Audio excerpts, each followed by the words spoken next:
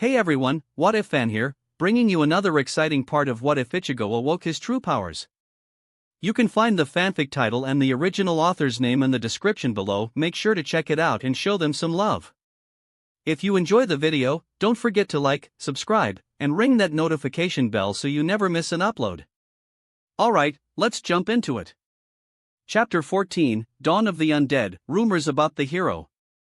Trying to calm himself down, Uriah slowly walked towards the Karakura's hospital with only one thing in his mind. It's been only minutes since he left his best friend, Kurosaki Ichigo, to go to Soul Society, and he silently prayed that the orange-haired substitute wouldn't do anything stupid. A small smile appeared on his mouth. He was aware that no amount of prayer could heal Ichigo's fiery personality.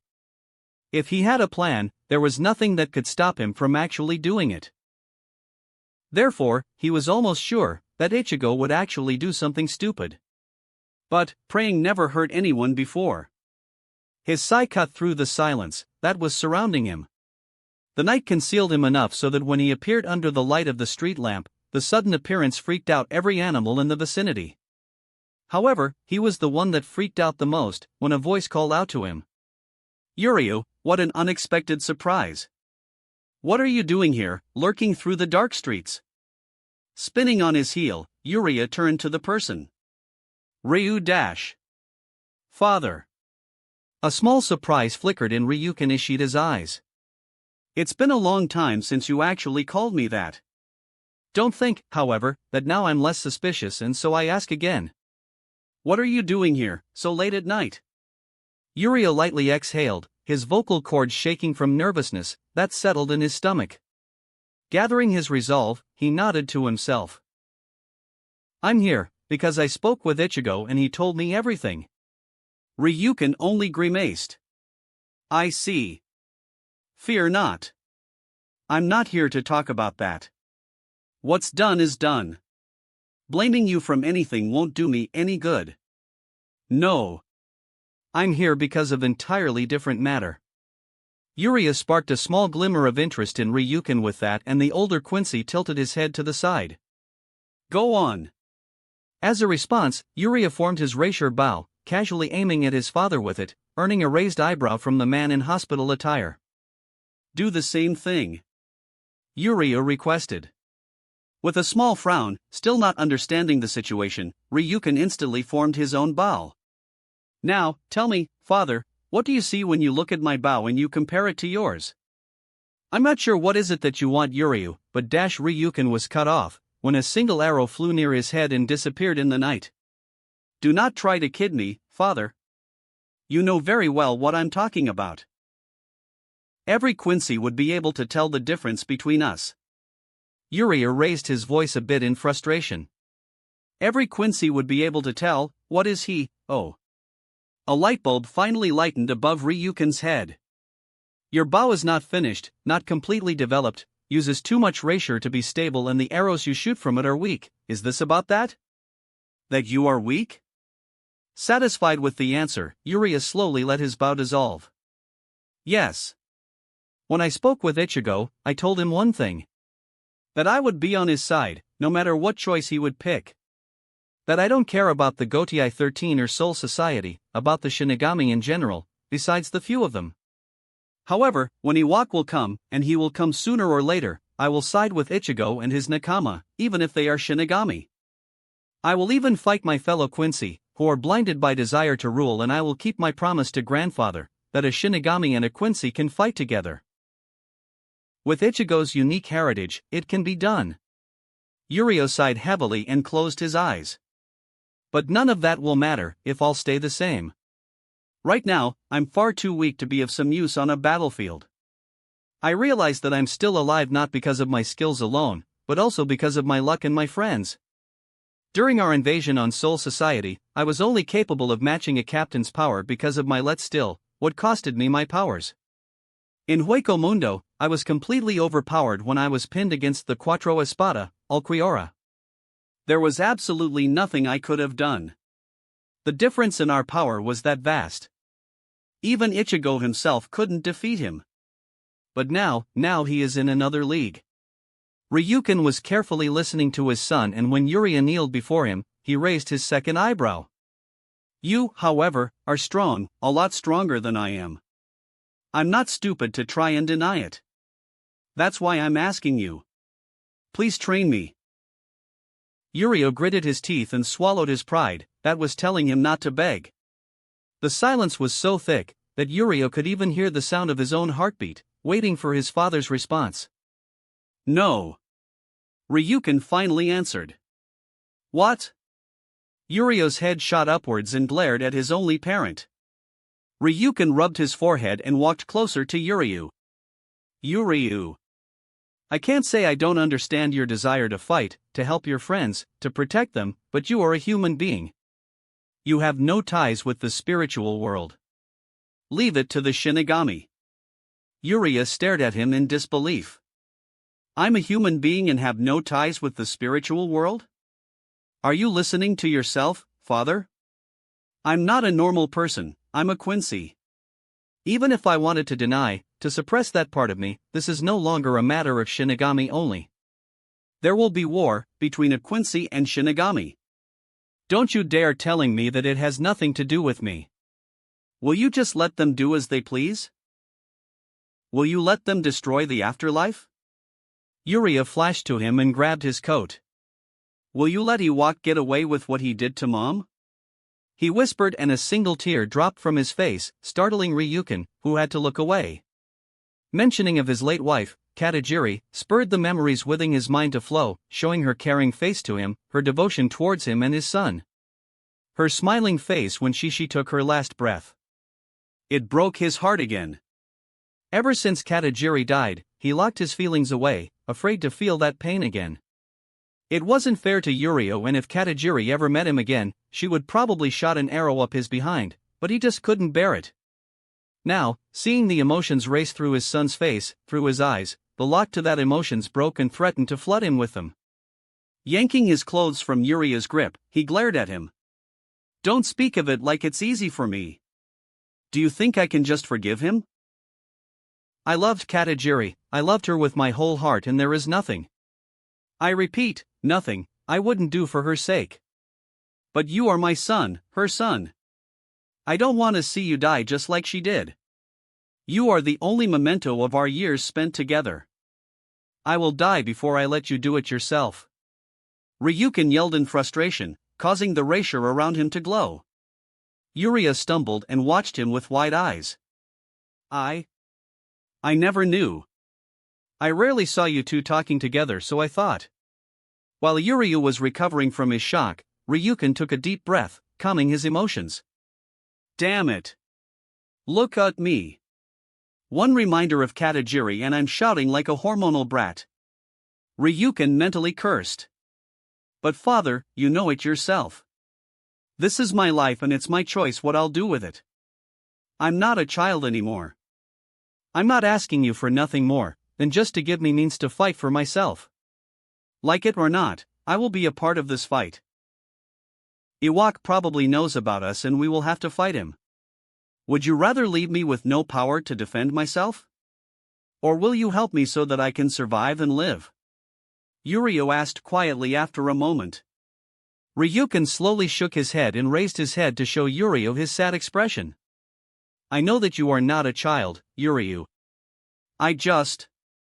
I always wanted a peaceful life for you, life devoid of Quincy matters or any kind of spiritual affairs. It is not something that you can make a living from. A memory flashed through Yuria's mind at that. Well, there is truth in what he said. You can't fill your stomach by being a Quincy. It's an important factor since he has a family. Yes, he is right in what he said. But you're right as well. Yuryu. Ishida Soken said to a young Yuryu, after the latter confronted him about what his father said. But I saw hollows. Hollows attacked people. I saw it. So I know that Shinigami can't take care of everything on their own. Why? Young Yuryu wiped his tears. Father must have seen it too, so why does he still say stuff like that? Soken only sadly looked at his grandson. Sensei.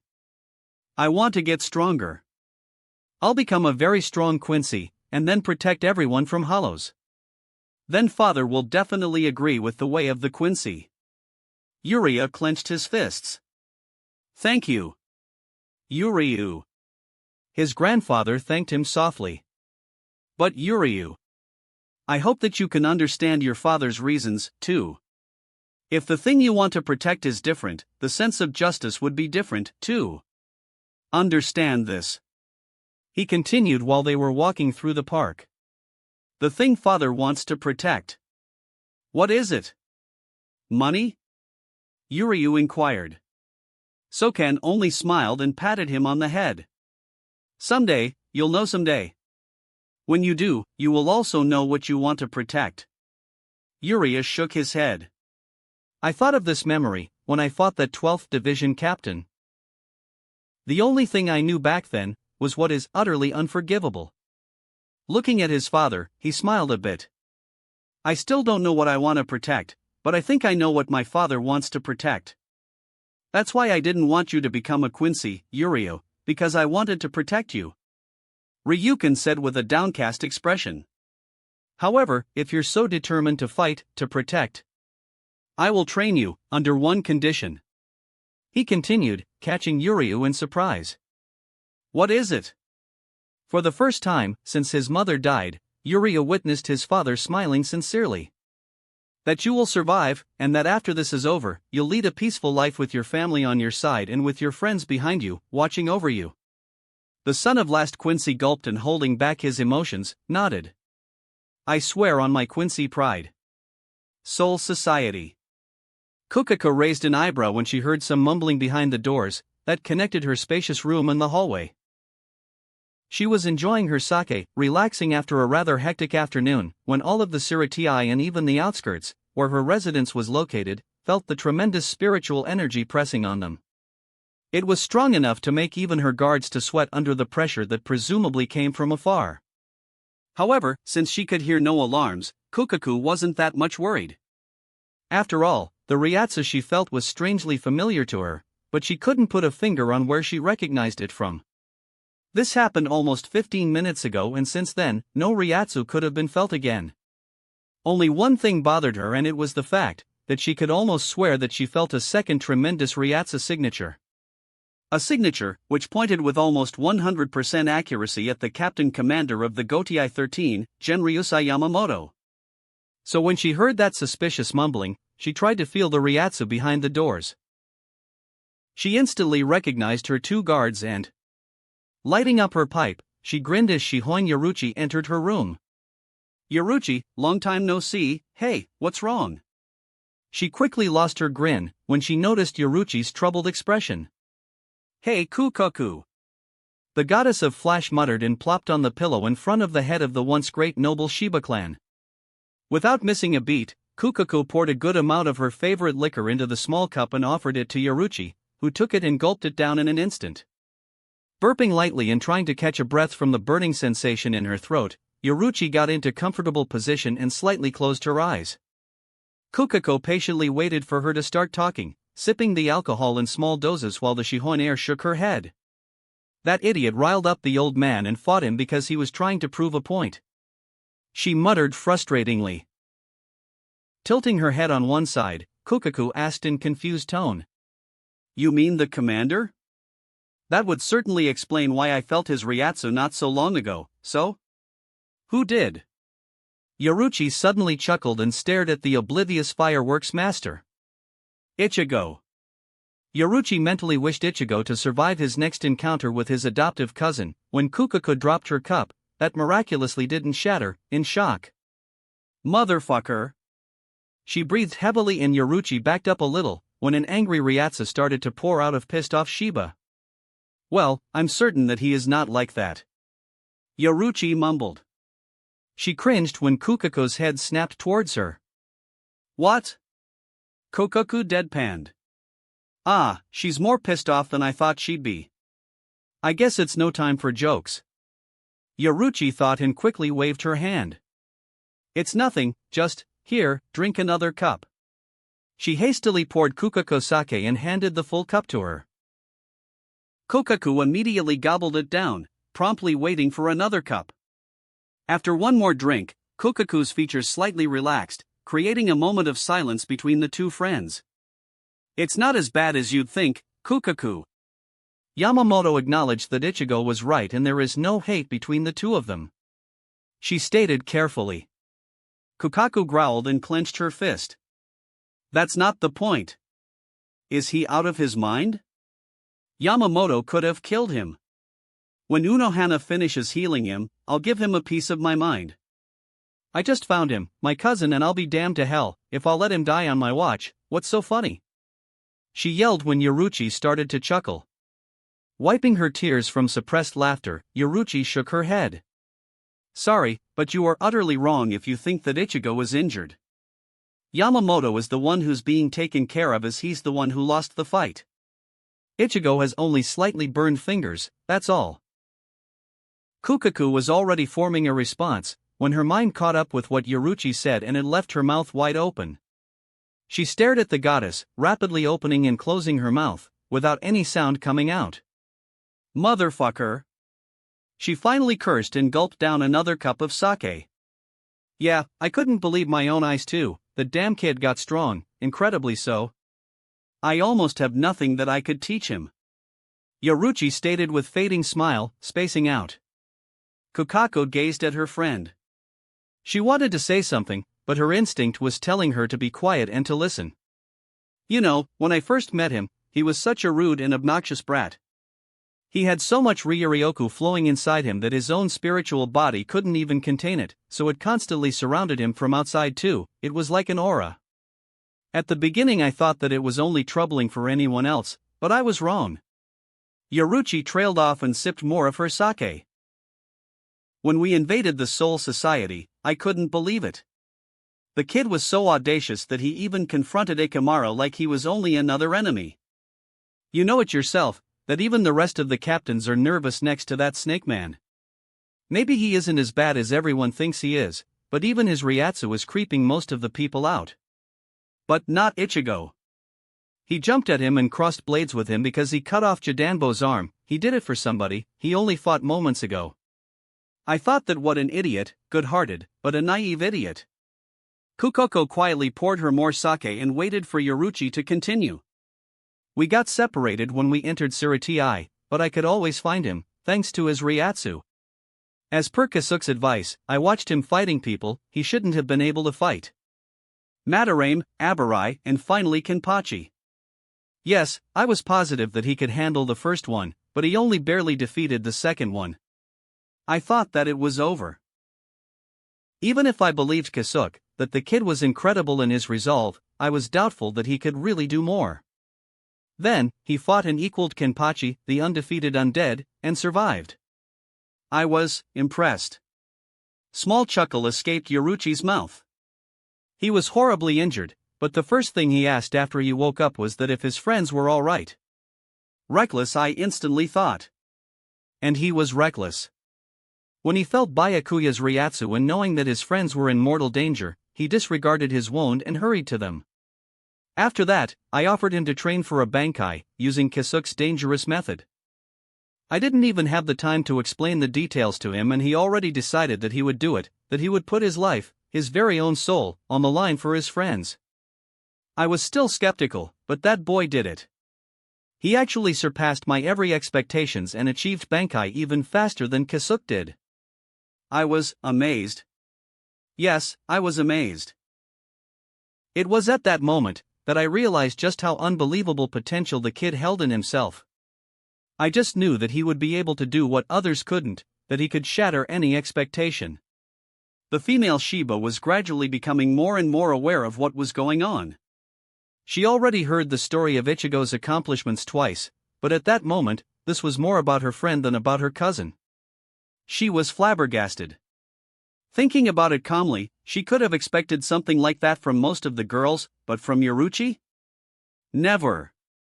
Smiling slightly, she waited for Yoruchi to finish her monologue.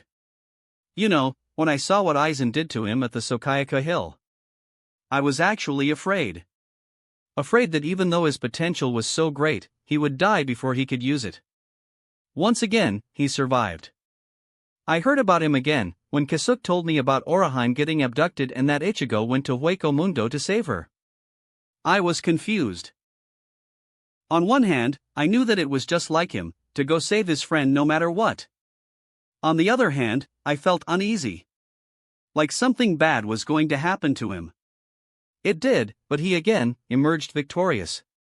By the time the Winter War was over, I knew what Rukia and Orihime meant when they told me about Ichigo's Ryatsu that surrounded him and anyone else that was near him.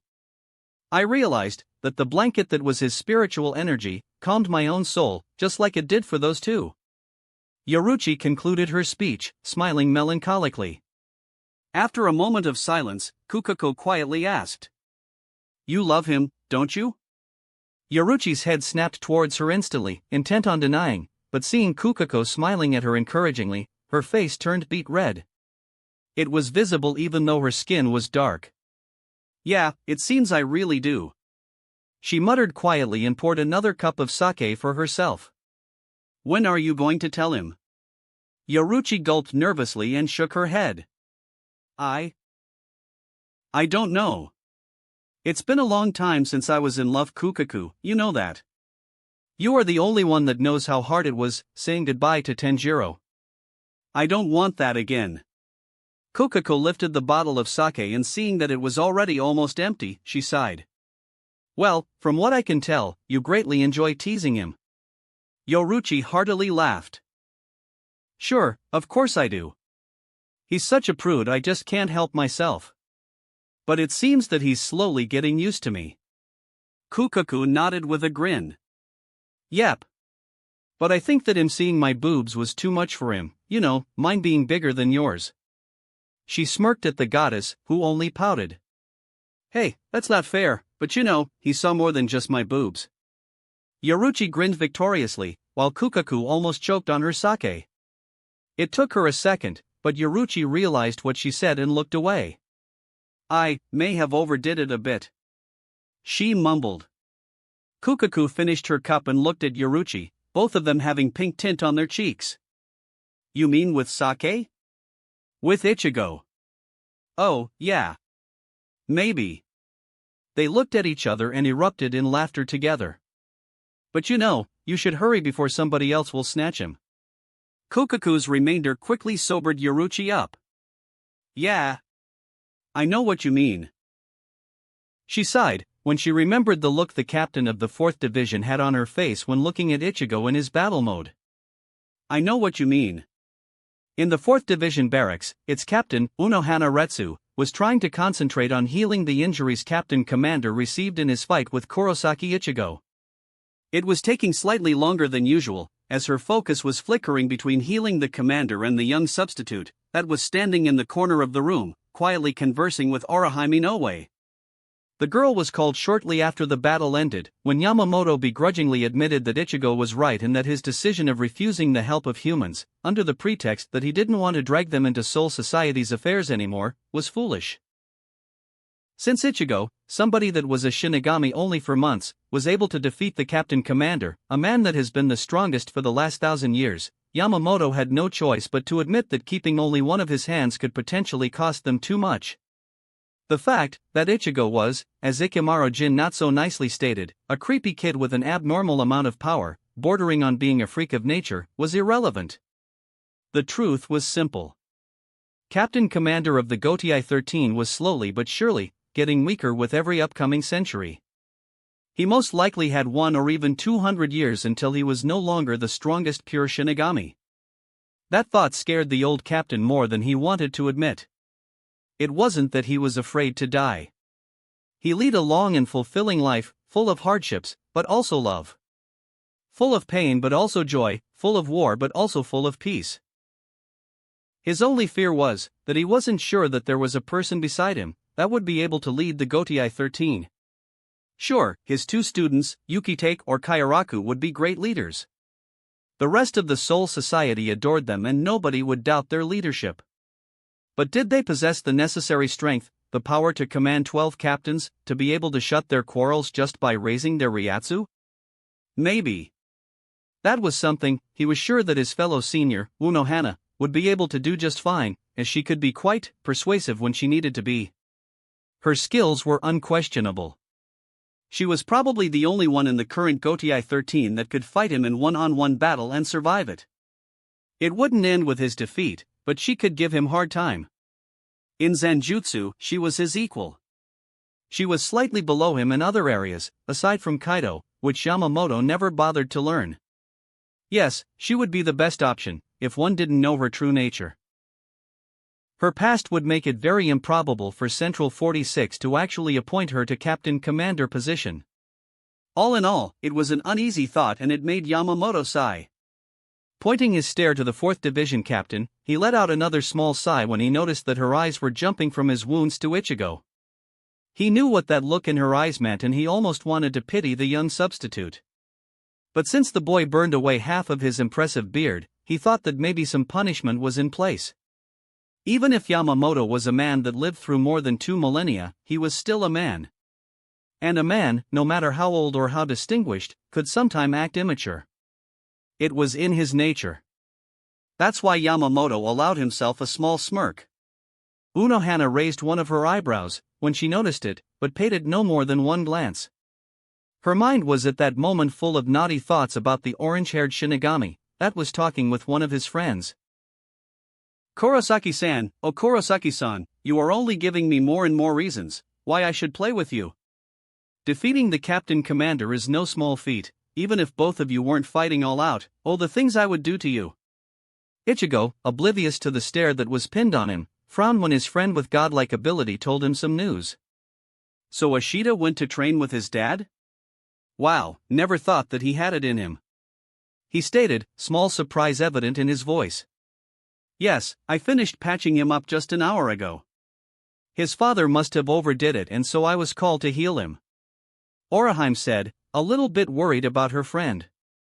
"Oh yes, if I could get my hands on you, Kurosaki-san, I would most probably overdo it too." Unohana was clearly still in her dream, as her ears were slowly getting redder.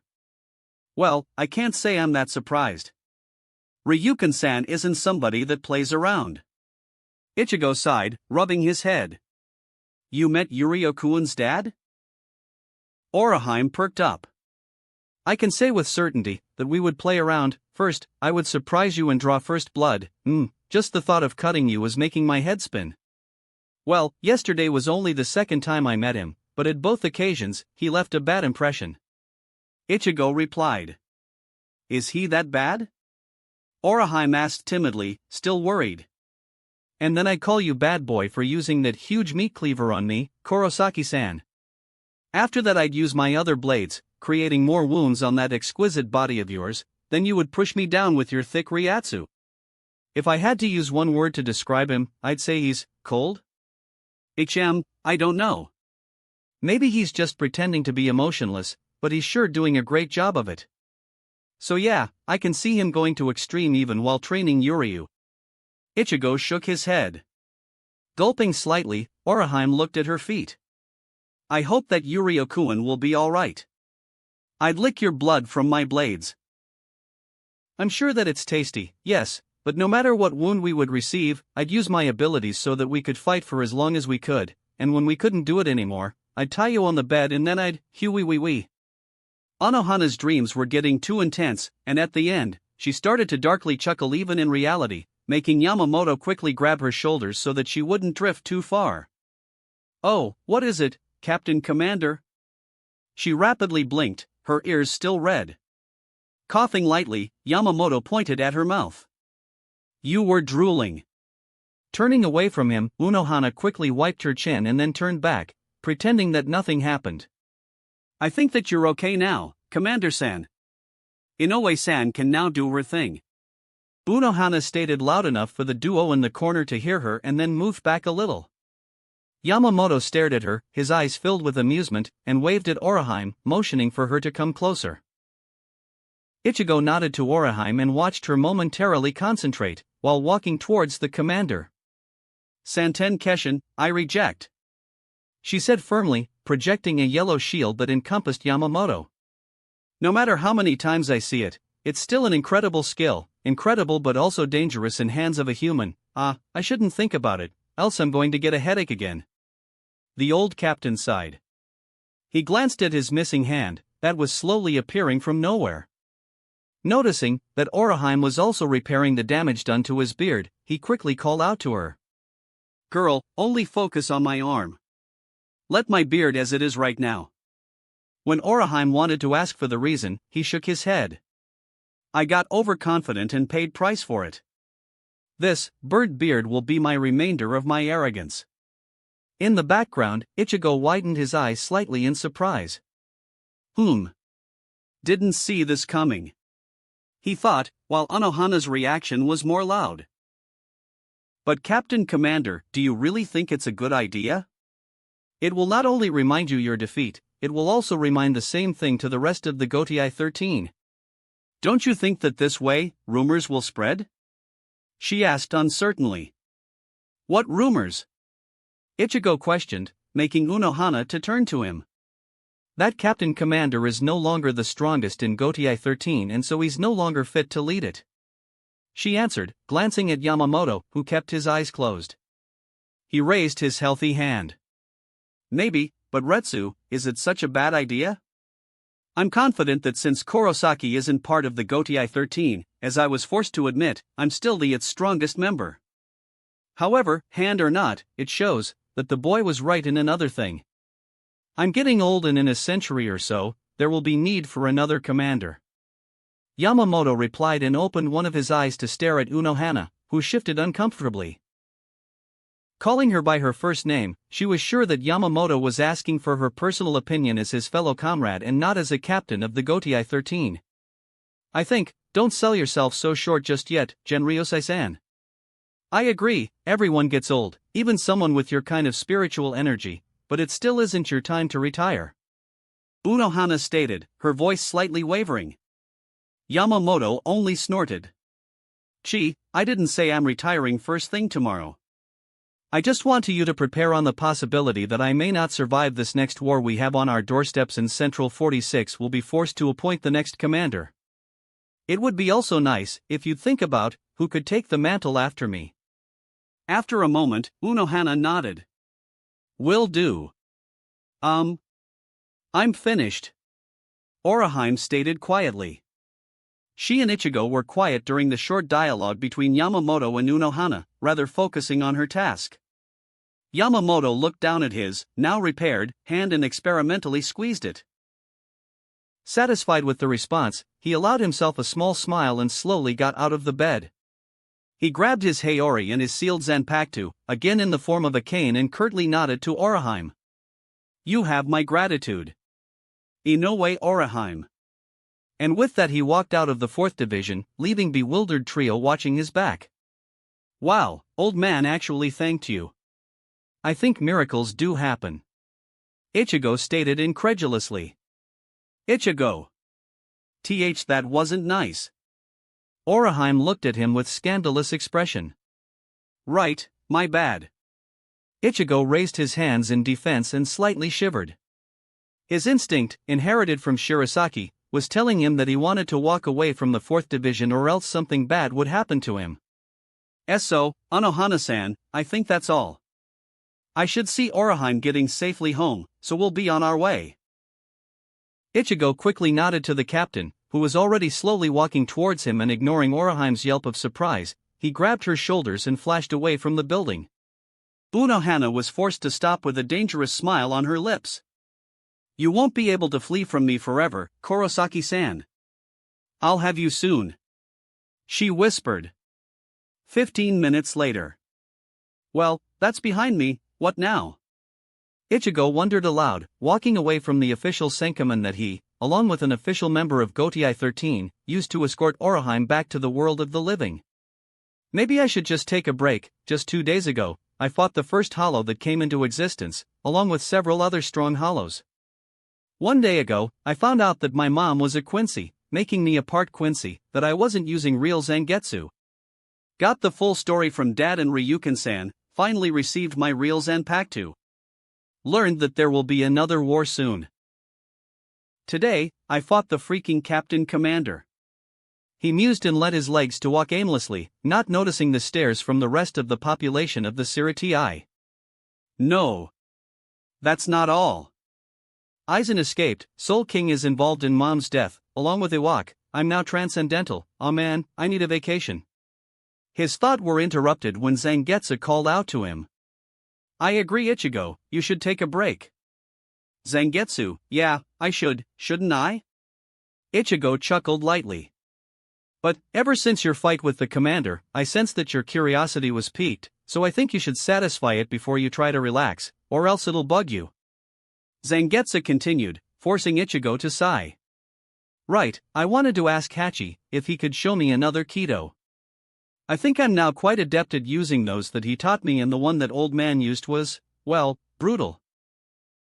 Not that I want to be brutal, but as it was already stated, one should have larger repertoire of techniques, just in case.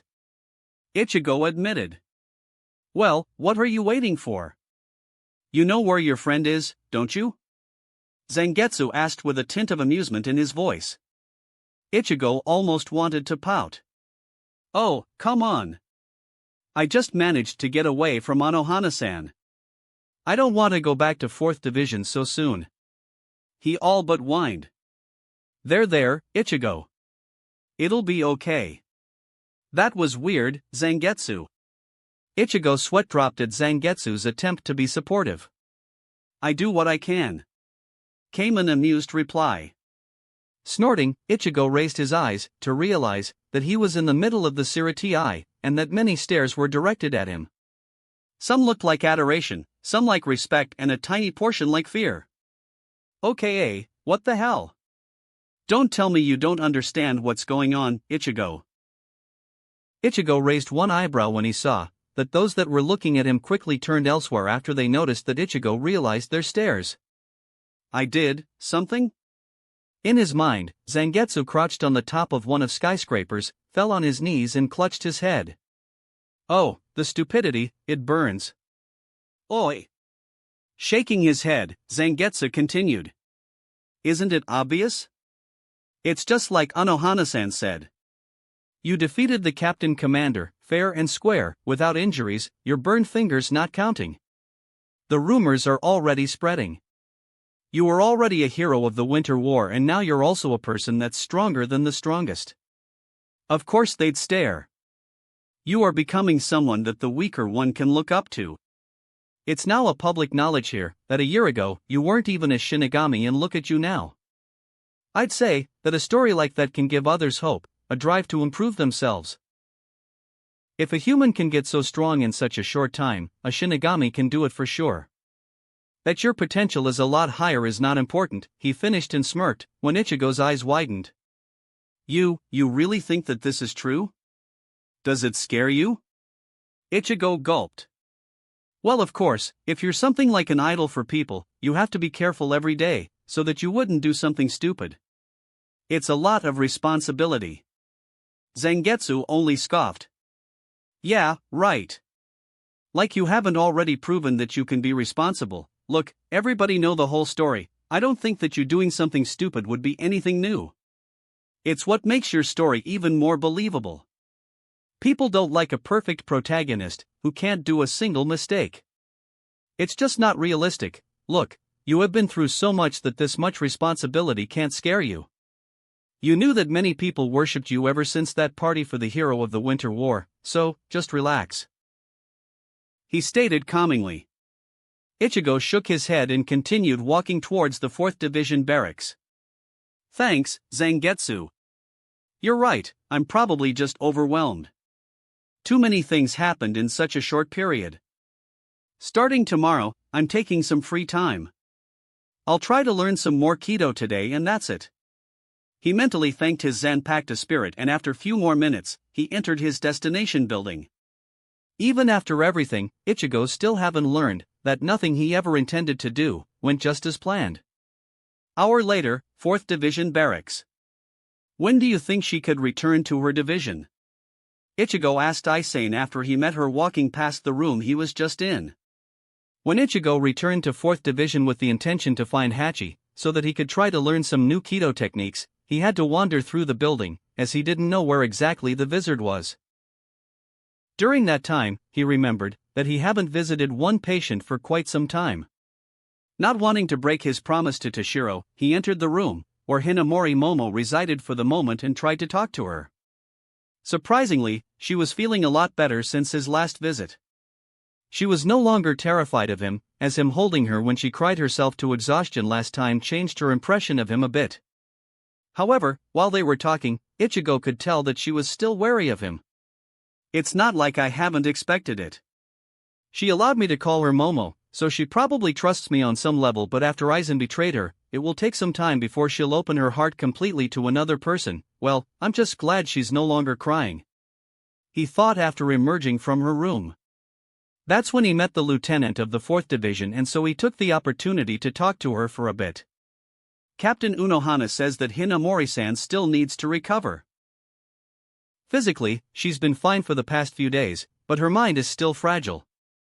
If she was released from the 4th Division, she'd inevitably find out about Aizen's disappearance, and that could send her recovery back," Aizen stated, hugging her paperwork tightly.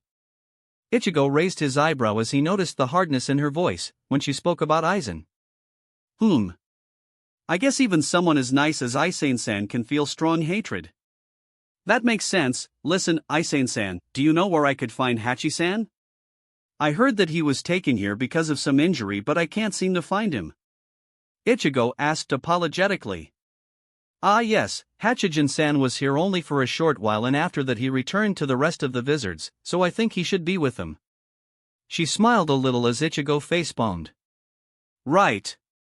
As he wanted to say goodbye to Aizen, his senses picked up a familiar Ryatsu quickly nearing his position. He spun around and paled.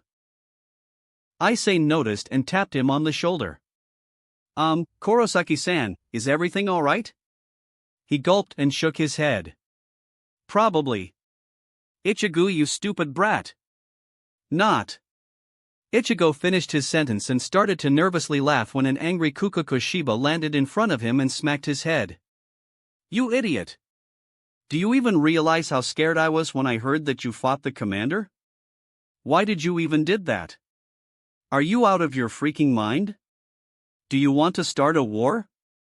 She rapidly fired questions at him while Aizen hid behind his back. "Ah, come on Kukaku-san dash," he received another smack on the head. "I told you no honorifics," Kukaku exclaimed. Okay. Kukaku. I'm sorry." He raised his hands in defense, stopping his adoptive cousin from giving him another punch. She held her fist up for a few more seconds, trying to calm herself. Behind Ichigo's back, Aizen blushed a little. Kukaku's outfit was too revealing. Add her rapid breathing that forced her breasts to bounce and almost burst from her kimono, and the vice-captain was red as a tomato. The female Shiba noticed her shifting behind Ichigo, and with a sigh, she dropped her anger. "Fine, I forgive you this time, because Yoruchi already explained things to me, but don't do anything stupid again, okay?" She threatened him with raised fist. "Yes, madam. I mean, Kukaku." He quickly corrected himself, and before she could smack him again, he flashed away, leaving Kukaku alone with Aizen. Kukaku only shook her head. Shiba-san, are you okay? Why were you so angry at Kurosaki-san?" Aizen asked shyly. With a raised eyebrow, Kukaku raised her head to look at her. "Yeah, I'm fine, he just gets under my skin. I'm Aizen Kotetsu, Shiba-san." Aizen quickly introduced herself, when she noticed that Kukaku was waiting for it. "Aizen-san. I can call you that, right?" She questioned and grinned when Aizen nodded. "Heh, such a nice girl. I think she need a little corrupting." She thought, and having nothing else to do, she stayed with the lieutenant to talk some more. Ichigo found Hachi outside of the wizard's small abode, meditating in silence. When he was close and wanted to call out to him, Hachi opened his eyes. "Hello, Ichigo-san." "Oi.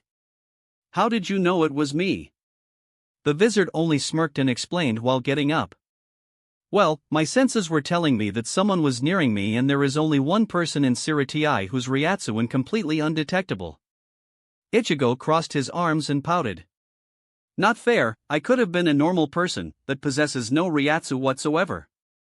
Hachi only chuckled. "Right, so? What can I do for you today, Ichigo-san?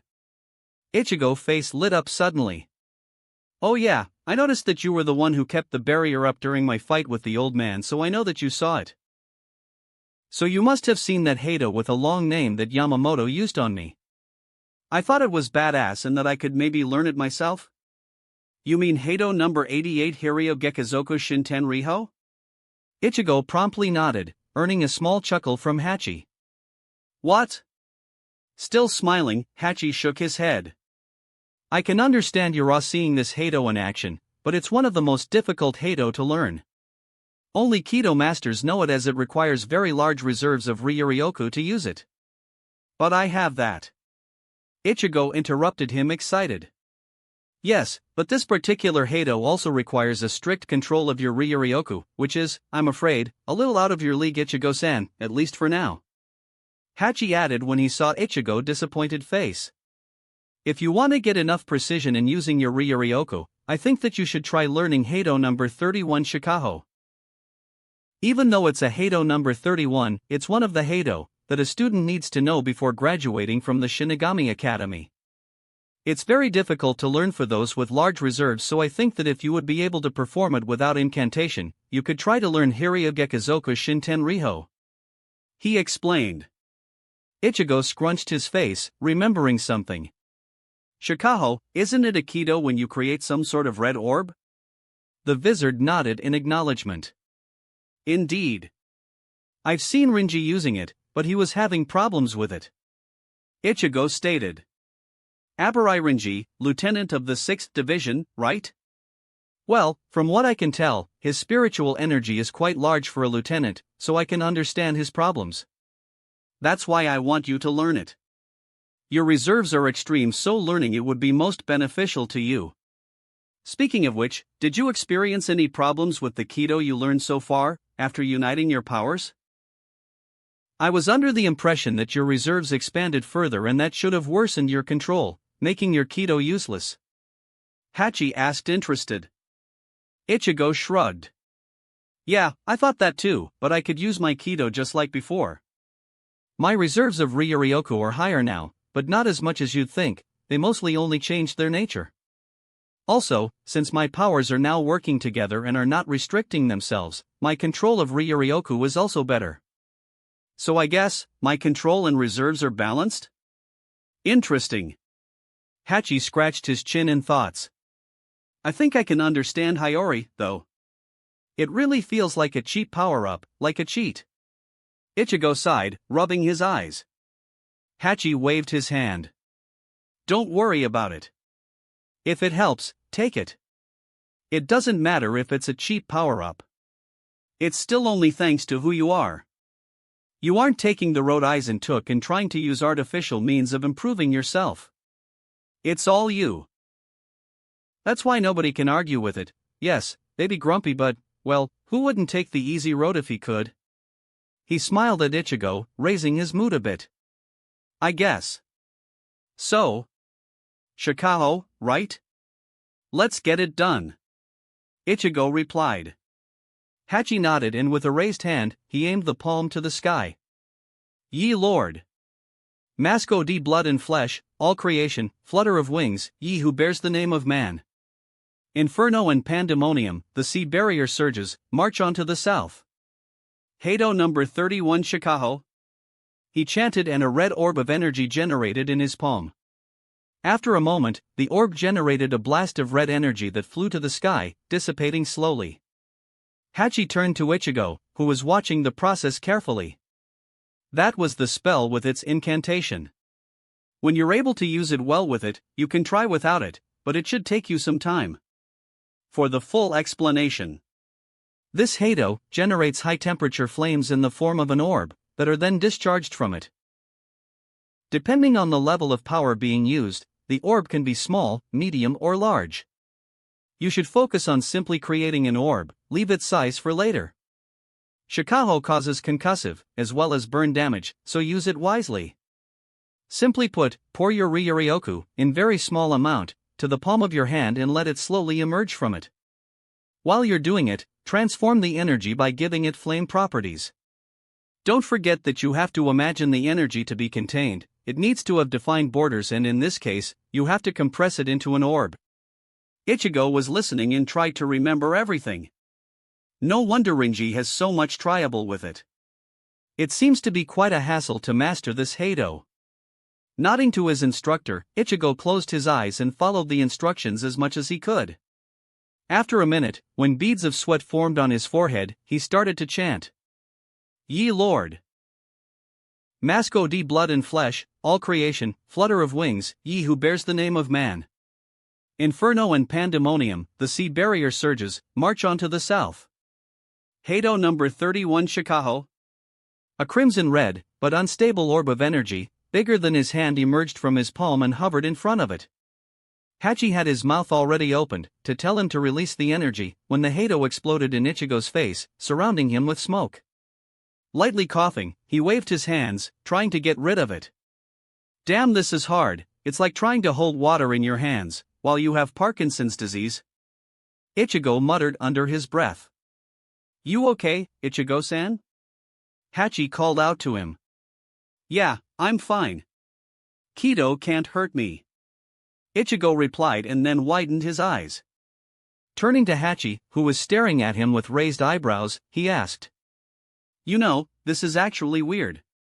After Urahara-san's experiment, we determined that I can't be injured by any Kido. Well, at least Heido, but I'm still able to use it, weird. Hachi quickly shook his head. Nothing surprises me anymore. Take it this way, Ichigo-san. Even if it's weird, don't think about it like that. Think about it more like that you can try to learn any Kido without having to worry about, Ichigo-san, you may have to rethink your statement. Hachi trailed off when the smoke finally disappeared and he could finally see Ichigo. The latter looked at him in confusion. Without word, Hachi pointed at Ichigo's hands. Looking down, Ichigo was baffled. His hands were burned. What the, but Urahara-san, crap. I give up. Nothing makes sense anymore. Hachi adopted a thinking pose and rubbed his chin. You say that Urahara-san tried to make an experiment, so I guess he tried to use some Heido on you, didn't he? Ichigo nodded. Well, you have to take into consideration that Urahara-san is still only a Shinigami, so his Ryuryoku is the one of a Shinigami, while your own Ryuryoku isn't.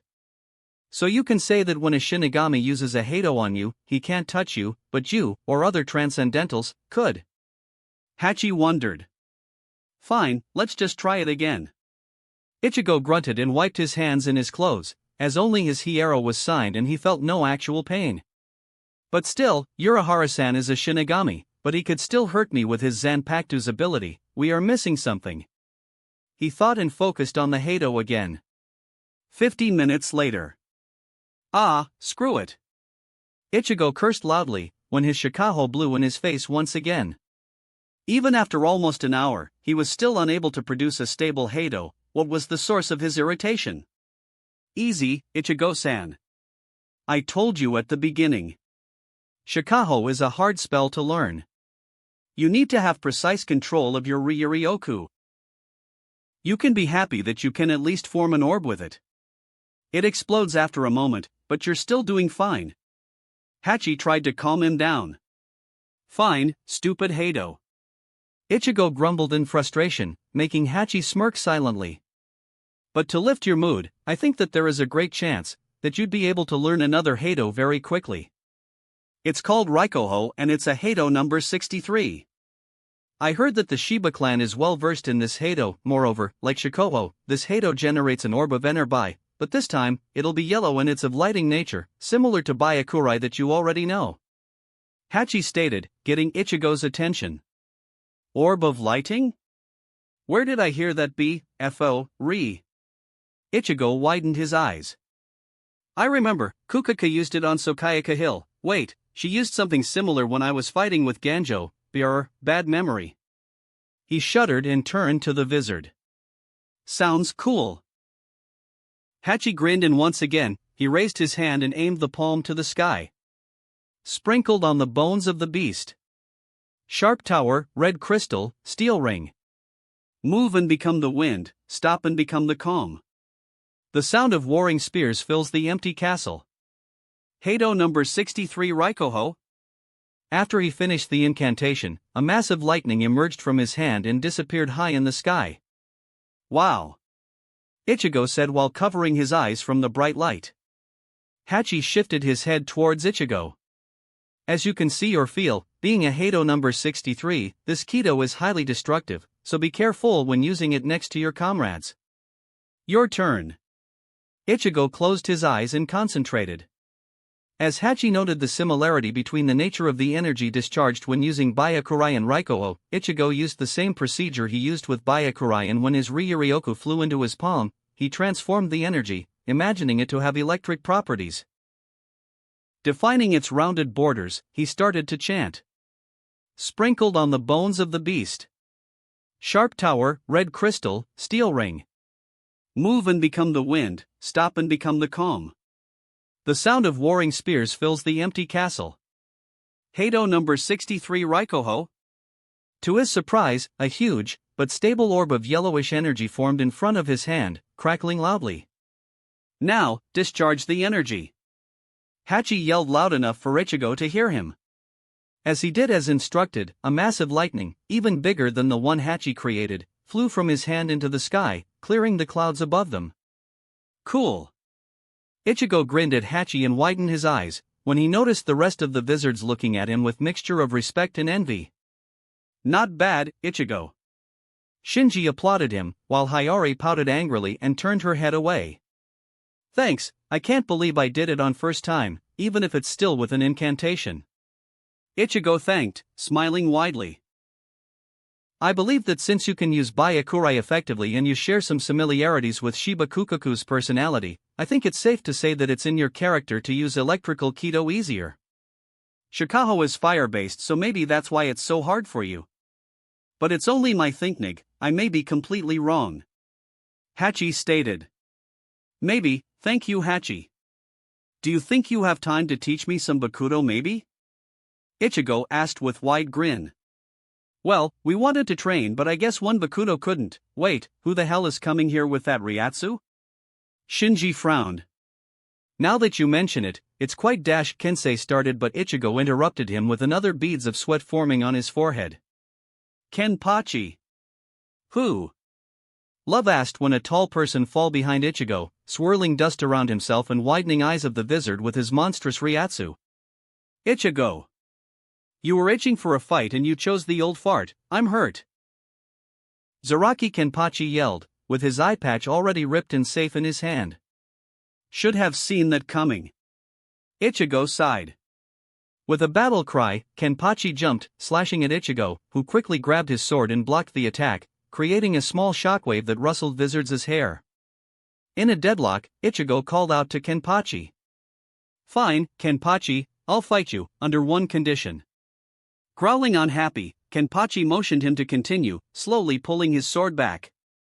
What is it? With his free hand, Ichigo tore the air next to him, creating a garganta. That we take this fight to Hueco Mundo, where there is nobody that would hinder us. He stated with a grin. Suddenly grinning widely, Kenpachi nodded and jumped inside, after Ichigo and the garganta closed behind them. The wizards looked at each other. Shouldn't we, alert somebody? Rose asked with a sweat on his brow. Facepalming, Shinji nodded. You all chill, I'll do it. Hueco Mundo, in the middle of nowhere. Ichigo was standing face to face against Kenpachi, both having the same grin on their faces. Their blades were drawn. From their stances, it was obvious that this was going to be a pure sword match. No flashy spells. Just pure slashing, hacking, slicing, cutting, injuring. I'm glad that you didn't chicken out on me, Ichigo. I have to say, I almost expected it. Kenpachi called out. Ichigo chuckled and shook his head. Well, if I say that since I'm confident in my abilities I'm no longer scared of you, I may sound arrogant, but it probably is true. Have I been the same as the last time we fought? I most likely wouldn't agree to this. Heh, are you underestimating me, Ichigo? Kenpachi yelled and closed the distance between them in a single jump, bringing his sword down on Ichigo, who blocked with a grin. "Not a chance, I just think that now I'll be able to enjoy this fight, unlike the last time when I had too much on my mind and couldn't do it properly." Exerting his strength, he pushed Kenpachi and jumped above him. "Good, that's what I wanted to hear." Kenpachi replied and blocked the same attack he did to Ichigo. However, his legs and his hand shook under the force behind Ichigo's strike. "You may want to use both of your hands, Kenpachi." Ichigo yelled, and using the momentum, he slid his Zanpakuto and cut Kenpachi's shoulder, drawing first blood. Without flinching, Kenpachi quickly sliced from the side, forcing Ichigo to bring his Zanpakuto to his body to block. Ichigo then instantly spun around and slashed at Kenpachi's abdomen, coating his blade with blood even more. Kenpachi scoffed and kicked with his right leg. Ichigo blocked it with the blunt side of his Zanpakuto, while Kenpachi jumped backwards. "What, giving up already?" Ichigo asked. Kenpachi's answer was a hysterical laugh. "Not a chance," he exclaimed, and after a long time, he gripped his sword with his both hands and sped up to Ichigo. The latter dodged under a fierce jab and kicked the captain in the stomach, stopping him in his tracks. The force of the kick sent Kenpachi flying into the sand dune, creating a small crater. Not even 2 seconds passed when he jumped from the sand, and while in the middle of his jump, he brought his blade down, generating a small shockwave that flew directly at Ichigo. Trying to piss Kenpachi off, Ichigo raised his free hand and knocked the slash that traveled through air to the side bare-handed. As Kenpachi was falling down, he tried to pierce Ichigo, who quickly sidestepped and punched Kenpachi in the jaw, sending him flying again. He almost missed the second slash that Kenpachi aimed at him just before the punch forced him back. Ichigo hastily jumped just above the attack, narrowly missing it, and watched as Kenpachi once again stood up. "I have to hand it to the guy.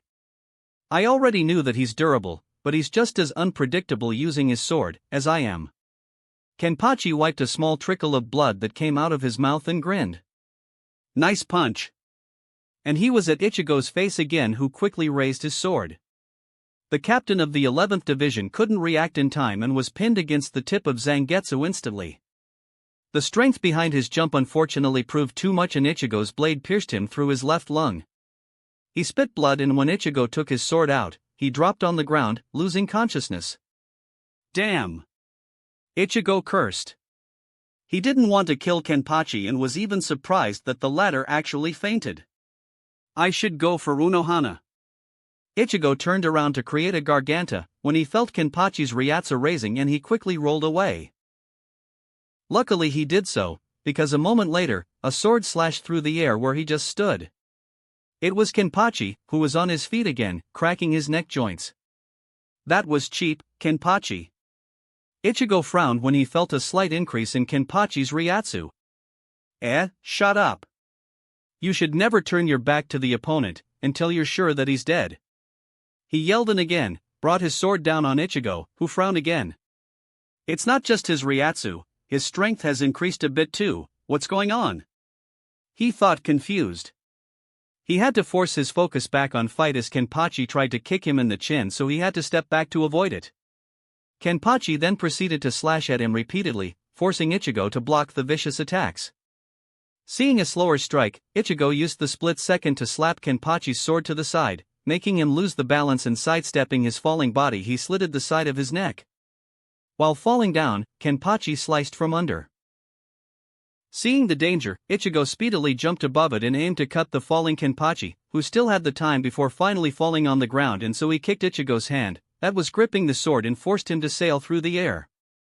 Both of them immediately after that jumped at each other, their blades meeting in the center and creating a small shockwave that blew the sand away. "Finally, we are having some fun." Kenpachi grinned and tried to uppercut Ichigo. The substitute let Kenpachi hit him, and using the created momentum, he used his blade to slice Kenpachi's torso while flying upwards.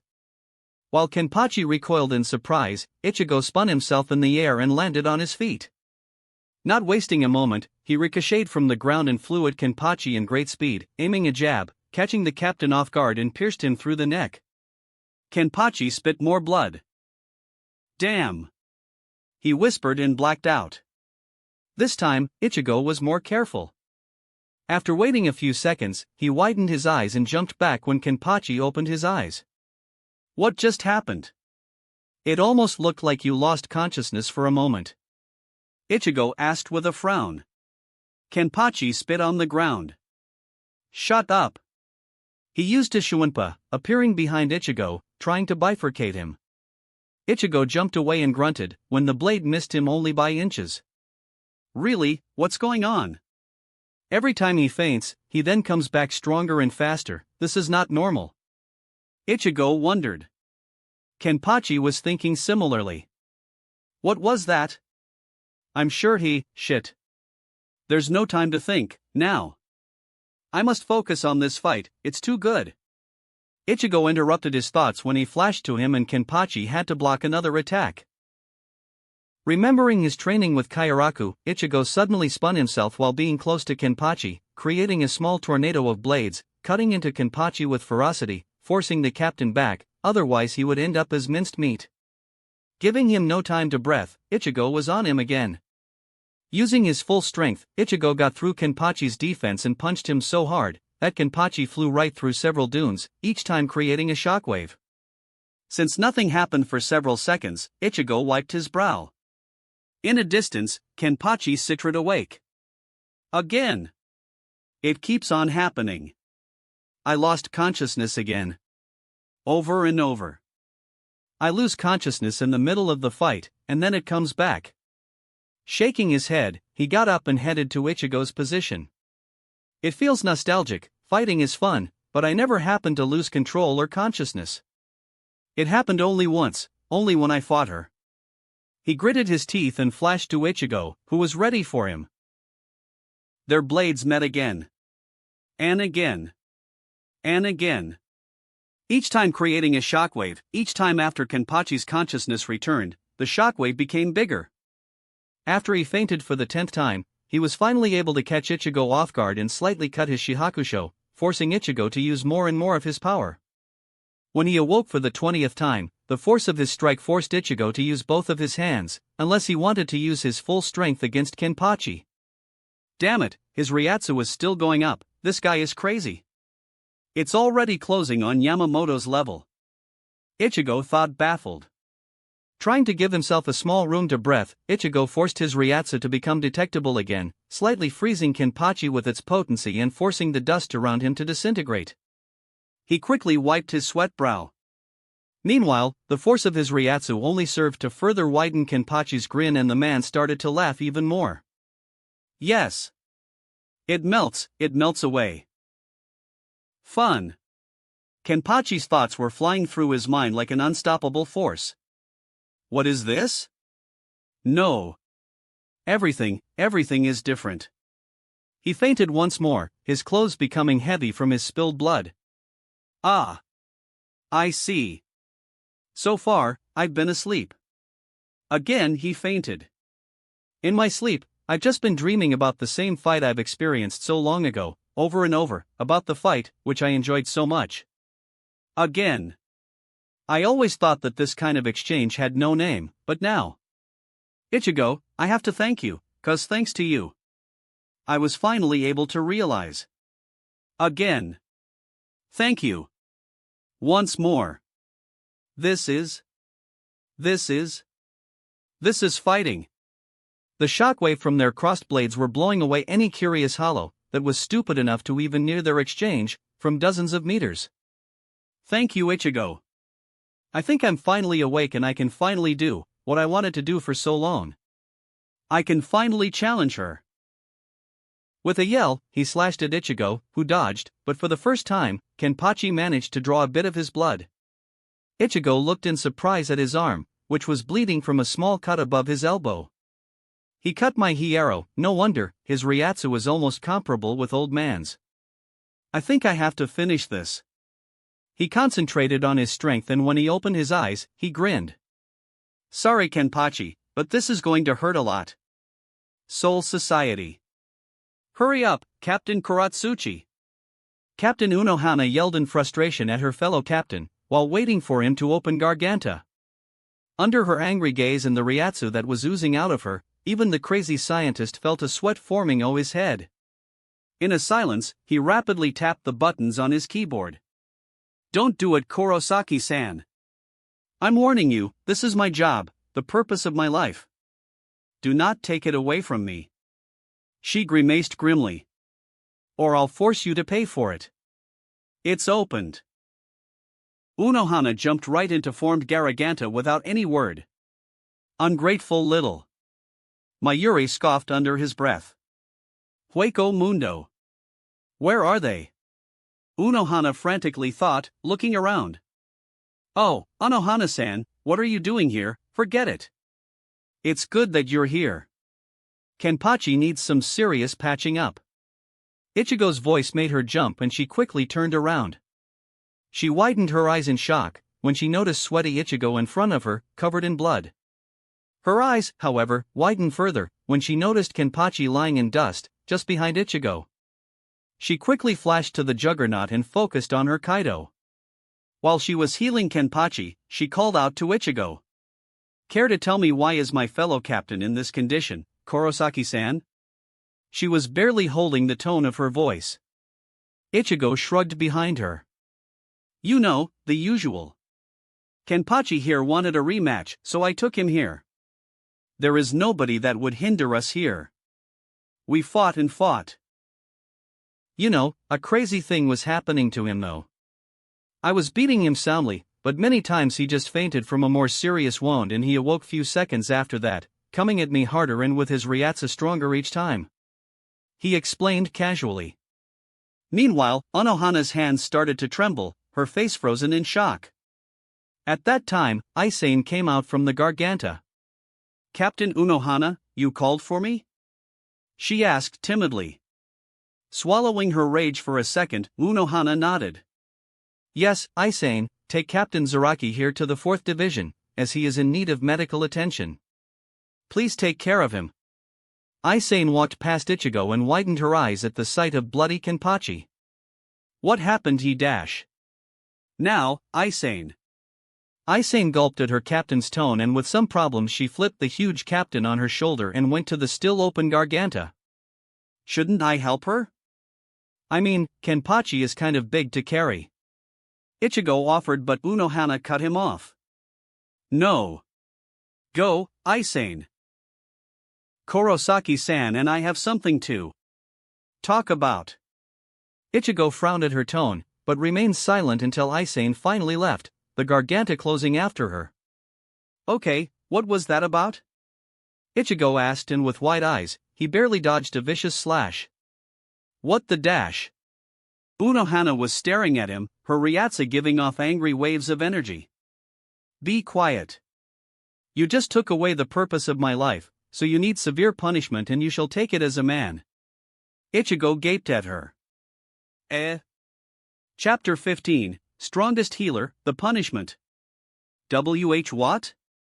What are you talking about, Unohana-san? Ichigo asked, greatly confused. Very slowly, the captain of the 4th Division turned around to face him. Seeing her eerie, wicked smile, Ichigo unconsciously took a step backwards. The Ryatsu she was giving off was making him sweat and quickly wiped some of it from his forehead. It wasn't as if he was affected by the amount of spiritual pressure. His transcendence made him practically immune to most external sources of Ryatsu. However, not even his higher state of being could protect him from the dark, strange feeling of it. Not unlike his last encounter with the Quattro Espada, Ulquiorra Cipher, where the pure despair-soaked Ryatsu of the Arrancar was forcing him every second of their fight to just give up, in this moment Captain in front of him was making him slowly take more and more steps back. For a moment, his mind went blank as he never thought to see this side of the usually kind healer. With a single movement of her hand, Unohana unbraided her long hair, letting it freely fall around her body. Kurosaki-san, get ready. She quietly, yet strongly enough for Ichigo to hear, whispered with a shadow of her hair covering her face. Still in a disarray, it took Ichigo a moment to notice that the captain already moved from her previous position with her sword quickly falling upon his head. Jerking his head to the left, he managed to avoid her attack. Yet his vision was tilted. Ha! Ichigo found himself flying through the air and crashed into the nearby tree. He instantly got back up and coughed a little after a bit of sand got in his mouth. What was that? He thought in surprise. Looking up, he saw Unohana slowly lowering her leg, with which she sent him flying. Now, Kurosaki-san, don't tell me that this is it. Her tone sent shivers through Ichigo's spine. She slowly walked towards him, raising her Zanpakuto again as she drew closer. Wait. Why are you doing this? What happened? What's going on? I don't understand at all. Ichigo frantically tried to stop her. She just chuckled darkly and flashed to him, aiming to slice up his abdomen. Still confused, Ichigo let his instincts to kick in and he reflexively brought his own Zanpakuto to block her attack. But Unohana Retsu was no longer the mild and kind healer from the 4th division. Now, she was in a killing mode, and the instant their swords met, she withdrew the blade and used her momentum to jump at Ichigo's shoulders, sending him stumbling forward. While in air, she spun herself and sliced at Ichigo's falling back, tearing his Shihakusho, but failing at drawing blood from him. She landed on the ground and clicked her tongue in dissatisfaction. With her Zanpakuto in her line of sight, she frowned and quietly whispered, "Tear their flesh, Minazuki." Meanwhile, Ichigo turned around after almost falling to the ground and furiously tried to figure out the current situation. Shit, what did I do to earn this? I have no freaking idea what's going on. He opened his mouth to voice his thoughts, but Unohana cut him off. No talking. Cursing his own luck, Ichigo ducked under a vicious strike and used the hilt of his Zanpakuto to punch the captain in the stomach. From the corners of his sight, he saw something shiny getting too close to his face and he instantly used the side of his sword to deflect it. It was a short knife that Unohana sent at him after he struck her in the stomach. Despite the blow, Unohana merely used the force behind it to naturally fly upwards, and in midair she took out the said knife, trying to surprise him. After deflecting the knife, Ichigo rolled to the side and watched as the sand in his previous position got blasted away after Unohana's sword pierced the ground with great force. Seeing the opening, he closed on her, aiming a jab at her shoulder. Using a minimal movement, Unohana sidestepped his attempt and tried to trip him with a low kick. Barely having a time to come up with clever solution, Ichigo jumped above kick and rolled forward. Giving him no time to steady himself, Unohana threw a barrage of knives at him, which he blocked with his Zanpakuto while crouching. That's better, Kurosaki-san. Certainly better. She praised him, her wicked smile still present on her face. Ichigo got up and cursed quietly. Damn, what's up with her? She fights so. I almost can't read her movements. She's on whole another level in comparison with Byakuya or Urahara-san. Narrowing his eyes slightly, Ichigo tried to watch her movements more closely when she suddenly jumped high and sent another group of knives at him. Where is she keeping them? Ichigo wondered while blocking each of the sharp blades. Though he had no time to ponder about it as Unohana came crashing down, bringing her sword hard on him. The force behind the strike made Ichigo to widen his eyes. Sparks were created at the meeting point of their blades. Their gazes met. One was filled with confusion and a bit of hidden resolve. One was filled with anger and a bit of excitement. In that moment, Unohana's right leg kicked forward and Ichigo hastily jumped backwards, feeling the tip of her sandal graze his family jewels. That was too close. He wanted to get back at her when Zangetsu's voice cut through his mind. She touched my tralala, my ding-ding-dong. What the hell, Zangetsu? Can't you read the mood? I'm trying not to get sliced up into pieces and you bring up that curse song? Gah! Now it's going to be stuck in my head for hours. Ichigo desperately cried in his mind. It must have shown itself on his face as Unohana's movement stopped for a moment and she frowned when Ichigo lightly punched his own head. He turned his eyes to her and shook his head. I swear to Shirasaki's influence must be getting to you, Zangetsu. But he received no response. Bastard! He grunted and heard a distant chuckle.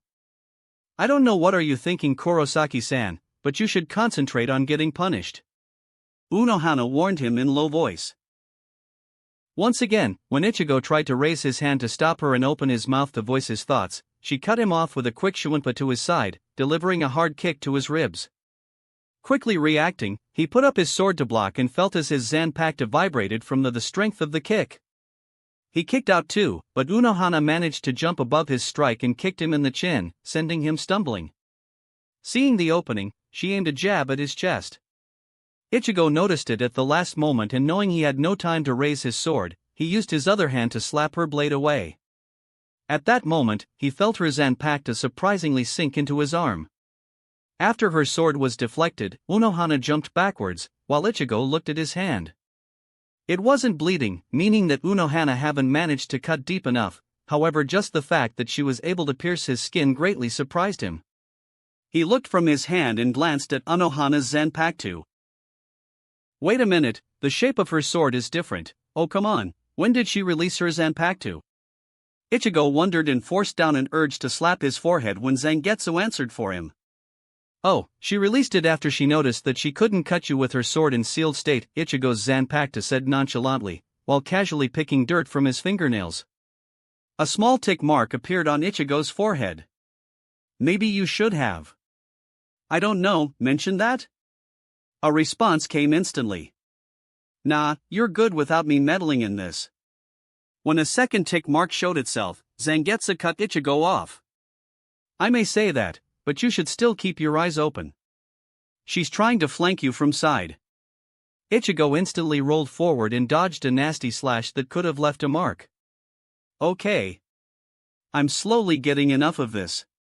She's not even telling me the reason for her attacking me out of the blue. He growled and got back up with the intention of ending this dispute. Pointing his finger forward, he muttered quietly. Bakuto number 1, Sai. To his surprise, even after his action took only a mere second to do, Unohana simply evaded his Kido, for the first time in their fight looking amused.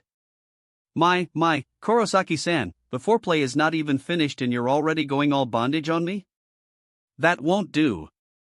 Her face morphed back into angry expression. That certainly won't do. She said and aimed her own finger at him. Bakuto number 61, Rikujikoro. 6 thin, wide beams of light slammed into Ichigo's midsection, trying to immobilize him. Ichigo just clicked his tongue and swatted the Kido away. Kido can't affect me, Unohana-san. I know. He stiffened when her voice came from unexpectedly close distance. I watched your fight with Commander-san, after all. She whispered into his ears, making him shiver. Hearing a distinctive sound of sword being slashed, he spun around, barely blocking the opposing Zanpakuto. To his shock, however, what he blocked was a small knife, one of many that Unohana threw at him before. He jumped backwards when he felt a stinging sensation on his right leg. Looking down, he noticed that his clothes, along with his thigh, were slightly cut and a small amount of blood trickled down from the wound. How did she? He glanced back at Unohana, who raised her Zanpakuto, that was in her left hand, and licked the small amount of blood from it. I was right, your blood does taste very nice. She announced slowly, making Ichigo gulp. She's crazy. What the hell happened to the kind Unohana-san that taught me healing Kido? He screamed in his mind. I have to say that even I'm a little bit disturbed by her behavior. On the other hand, we never knew what her true self was. Maybe the way she acts around people is just a mask and this is how she truly is, Zangetsu retorted, carefully choosing his words. You know, you have sometimes surprising insights, formed even without any kind of supportive evidence. Where do you get this stuff? Ichigo asked his Zanpakuto. Zangetsu only smirked and looked away, at the writer. I have my sources. ? Ichigo didn't have time to react to that as Unohana fell on him with a drop kick. I don't know what are you thinking about in that pretty head of yours, but it's gonna get you hurt if you won't pay attention. Unohana said and jumped away from him, using his Zanpakuto as a support. Ichigo slid backwards and frowned again, this time more deeply. That's my line, Unohana-san. I too don't know what's going on in your head as you simply jumped at me with your sword at my neck. I'm not as brash as I once was, but my patience is slowly disappearing. I just fought Kenpachi and I have no interest in this. I just want to lie down and relax. So if you insist on keeping attacking me without giving me any of your reason, I'll be forced to suppress you with force," he stated with clenched jaw. The expression on Captain's face remained the same, but Ichigo could see that her eyes sparkled with dangerous glint. "I see," she mumbled and once again closed on him, sending furious jabs everywhere. As he was trying to dodge them all, Ichigo clicked his tongue. TCH, not even a slight hesitation. Trying to spot her every movement, Ichigo waited for the right moment, slowly walking backward after each of her jabs missed the spot. Seeing what he waited for, his hand shot forward. Anohana's face showed surprise when Ichigo grabbed her hand, in which she was holding her Zanpakuto, stopping her attack with a single action. "I will apologize for this later, but I think this went for long enough," Ichigo whispered, and in a fluid motion, he pulled her hand to the side, revealing her torso and slightly limiting his strength kicked her straight into the stomach. Gah! Surprise still present on her face, Unohana shot backwards like a bullet, piercing sand waves and crashed into a boulder, forcing it to crumble into pieces. When nothing happened for a few seconds, Ichigo exhaled all of the air he sucked in before grabbing Anohana's hand and started to walk forward. Nearing the point where the captain of the 4th Division landed, he heard muffled noise and a silhouette slowly emerged from the rubble. Unohana wiped the blood that trickled from her mouth and straightened up to look Ichigo in the eyes. "Yes, that's what I'm talking about. This is the rush I haven't felt for so long." She looked a little winded up and she blew away a few strands of hair that landed on her face. Ichigo, who was expecting her to be more inured, growled. "Sheesh, that's what Kenpachi would say. But even he wouldn't emerge unscathed from my kick. I used quite enough of my strength and she's barely winded. Damn, who exactly is Anohana-san?" The woman in front of him smiled a little and cracked her neck joints, as if preparing to another round of fighting.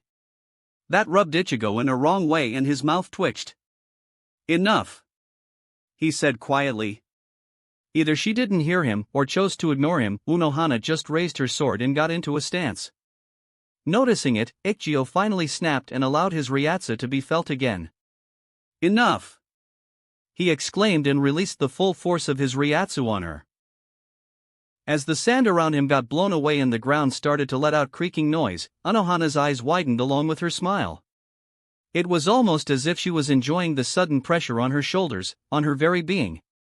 When she closed her eyes, her breathing got heavier and her cheeks colored red. Even Ichigo noticed that something was amiss. He raised his eyebrow. "Something is wrong." Keeping the pressure up, he walked towards her and it was in that moment that he heard it. "Ah, yes, yes, yes. That's it, keep it up, I love this feeling, so intoxicating, so thrilling, ah." Ichigo stopped in his tracks, his ears burning red when he finally realized just what kind of person Unohana Retsu, the captain of the 4th Division, really was. Something is very, very wrong indeed. She's a freaking masochist that gets off on fighting just like Kenpachi. And to think I spent some time alone with her, not to mention that she slept with me on one bed. I somehow feel violated." He shuddered and took a preventive step back, and only after that he called out to the captain. "Anohana-san. Snap out of whatever you're in right now, and give me some answers, because I'm already taking wild guesses about this situation." He brought his Ryatsu back to being unreadable and waited. After a moment, Unohana opened her eyes with a sad, disappointed sigh. Slightly grimacing, she took a deep breath to calm down and pierced Ichigo with her sharp stare. Returning her stare with his own fierce gaze, Ichigo held his chin up, not backing away. She could see the challenge in his eyes. He wanted her to prove him that she could stop herself from madly attacking him. The point was, she had to consciously stop her body from moving, to stop her hands from raising her sword. With a great deal of self-suppression, she sighed deeply and lowered her Zanpakuto. "Very well. Maybe I do owe you an explanation, Kurosaki-san. However, you can't fault me for my actions, as you took something from me, something that was a sole reason for me to live these past hundreds of years." Ichigo looked at her, startled. "Your reason to live? Isn't that a bit exaggerated?" She shook her head. "It would be probably best if I started at the beginning." "Kurosaki-san, how old do you think I am?" A small bead of sweat formed on Substitute's forehead. "This is a trick question, isn't it?" My answer is bad and I'm gonna get killed, right? Unohana's lips twitched and formed a small smile. No, it isn't. Please answer. Stroking his chin, Ichigo adopted a thinking pose and thought about it for a short time. Well, you said just before something about hundreds of years, so I guess you're older than I originally thought. How about I say 300 years? He finally replied. The smile on Unohana's face widened. How kind of you, but no, unlike some women I have no problem saying my age. Which is more than 300 years. Actually, it's a lot more than that. After Commander-san, I am the second oldest member of the Gotei 13. More than 1,000 years passed since I was born. Wah! The answer left Ichigo speechless and Unohana averted his gaze. I can imagine that it comes as a shock to you, but there is a lot more than that. There is more about me, about my past, that you could hope to imagine. Truthfully, I am not ashamed of my past, however, after living peacefully for so long, it gets hard to talk about it. She trailed off as a memory entered her mind. His mind finishing the reboot, Ichigo blinked twice to be sure. Words he heard entered his brain and he quickly responded. You don't have to talk about your past right now. I just want to know why you suddenly attacked me like that. The captain just waved her hand. It is necessary for you to hear it, otherwise even with my explanation you wouldn't be able to grasp what I'm going through right now completely. Well, there is a possibility that even after that you won't understand. But I'm willing to take that chance, she stated firmly. All right, if you say so. Unohana nodded and gazed beyond Ichigo, as if trying to look to the past. What you should know first is the fact that I wasn't always known as Retsu Unohana. My previous name was Yuichiro. Yuichiro Unohana. Like Yuichiro-chan, Kenpachi's lieutenant? Yes. The name Retsu was given to me after I underwent some, you could call it rehabilitation. It was given to me so I would always remember my true nature. Kurosaki-san, do you know what the word Retsu mean? Ichigo frowned a little. If I'm not mistaken, it means, violent? His mouth after that formed a perfect circle. Precisely. Retsu means violent and that was the perfect description of my true nature. There is a book in Siritai Library that lists every criminal known in the history of the Soul Society. The name Yuichiro Unohana is on the top of that list. Yes. I was once known as the most diabolical criminal to ever exist in Soul Society, and truthfully, this description fitted me as much as it could. Unohana looked at her sword, that was hanging in her right hand. Even the name of my bankai says a lot about me. Minazuki. All things end. It's very fitting. I committed atrocious crimes, hideous things. I know that this probably won't calm you down at all, but I dealt mostly with murders and occasional thievery. Yes, that certainly isn't most calming, is it? She chuckled to herself, not noticing the look of utter shock on Ichigo's face. What is she talking about? Crimes? Murders? She is a serial killer? That can't be right. Wait until the end and only then form your opinion, a surprisingly calm voice said to him. At that time, the Gotei 13 mostly didn't even exist. It was called divisions. Commander-san was already the leader of this group, however, the members of this group were diametrically different from those that are currently in the Gotei 13. They were mostly like me, a bunch of bloodthirsty savages. Maybe it was just because of that they were able to secure a fragile peace in this place. As my crimes were getting more numerous and my name more widely known, the Commander-san contacted me. The funny thing is, it wasn't because he wanted to arrest me. On the contrary, he wanted me to join his little groups of barbarians. He acknowledged my strength and knew that I'd be a perfect fit for the group. Now that I think about it, it was probably because my crimes weren't directly affecting their peace that he wasn't trying to arrest me. Of course, I rejected his idea. Unohana stopped for a moment and coughed a little. Yamamoto-san was a different man that time, but even that version of him was stubborn and didn't take a no for an answer. He insisted that I join their group, otherwise he'd be forced to dispose of me interfering with their peace or not. I got excited. It has been some time since anyone gave me a good fight. So I gambled and told him that I'd join their divisions only if he could defeat me. You have to understand, at that time, I was undefeated. I left all of my opponents lying in their own pool of blood. Therefore I thought nothing of it. Imagine my surprise when he took out his Ryujin Jaka. I never saw such strong-looking Zanpakuto before. But before my eyes, he sealed his Zanpakuto and told me that he would fight me in what I considered to be my best skill, Kendo. I got enraged, because I thought he was looking down on me.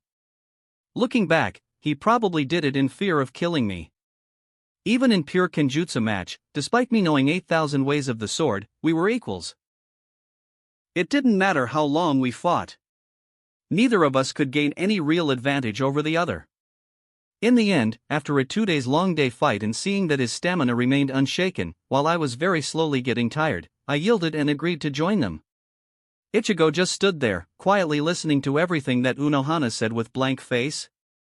After I joined the divisions, I was told that I could continue to do what I was doing till that time, meaning that I could regularly dispose of people, but now, it was important that I was doing it only to the bad guys. Well, it wasn't that bad of an offer, and so, ever so slowly years, decades, centuries passed. My blade and my thirst for blood were getting dull, and cutting down petty criminals, foolish enough to cross my path, wasn't enough to bring my any kind of satisfaction. I was, slowly, but surely, getting bored of this world, of my life that had no real meaning. Past days of carnage were being replaced with days of boredom, apathy, and ever so present death. Time was getting irrelevant.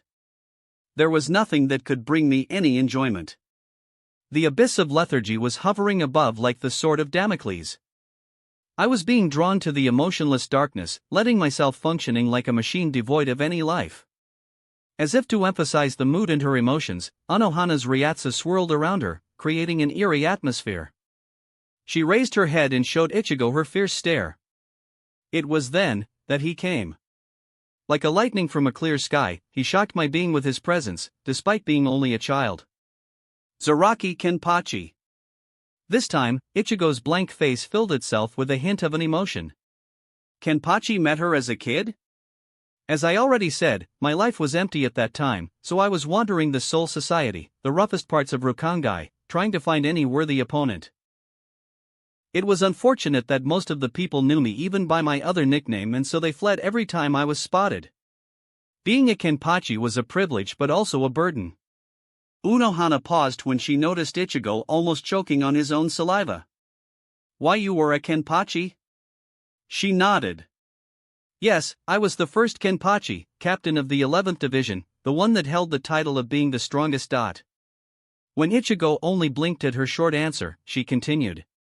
Like I was saying, it was also a burden, and the only ones who would face me at that time were ignorance. However, after I finished my business with a bunch of fools, it was that moment when I spotted him. He was a skinny child in ragged clothes, holding a far too long sword in his hand. In that moment, I knew that he was different.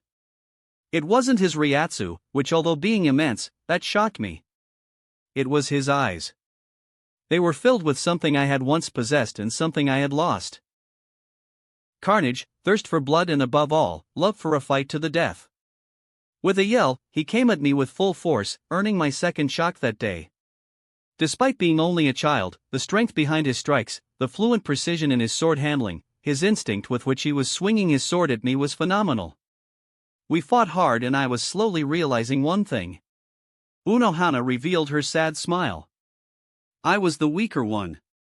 Overwhelmed by the amount of information, Ichigo's face couldn't get any more surprised. It was unthinkable. I was the Kenpachi, the captain of the 11th Division, the most proficient fighter in the Gotei 13, and yet I was getting beaten by this child.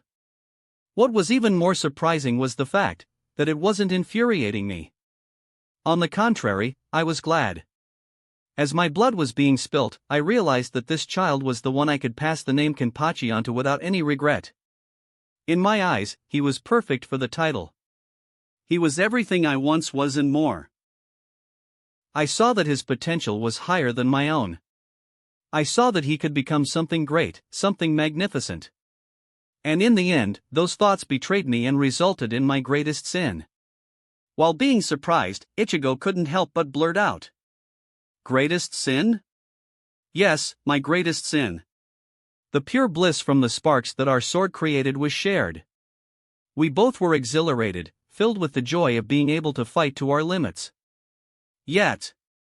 Unohana paused, pushed her hair behind her shoulders and grabbed her clothes that covered her breasts and pulled them a bit, revealing more of her skin.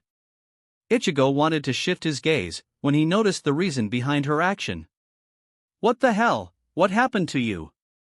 In the middle of her chest, halfway between her breasts and neck, jarring scar was visible on her skin. This is the first and only injury I ever received in my many battles. That child, Zaraki, gave it to me on that day our sword met.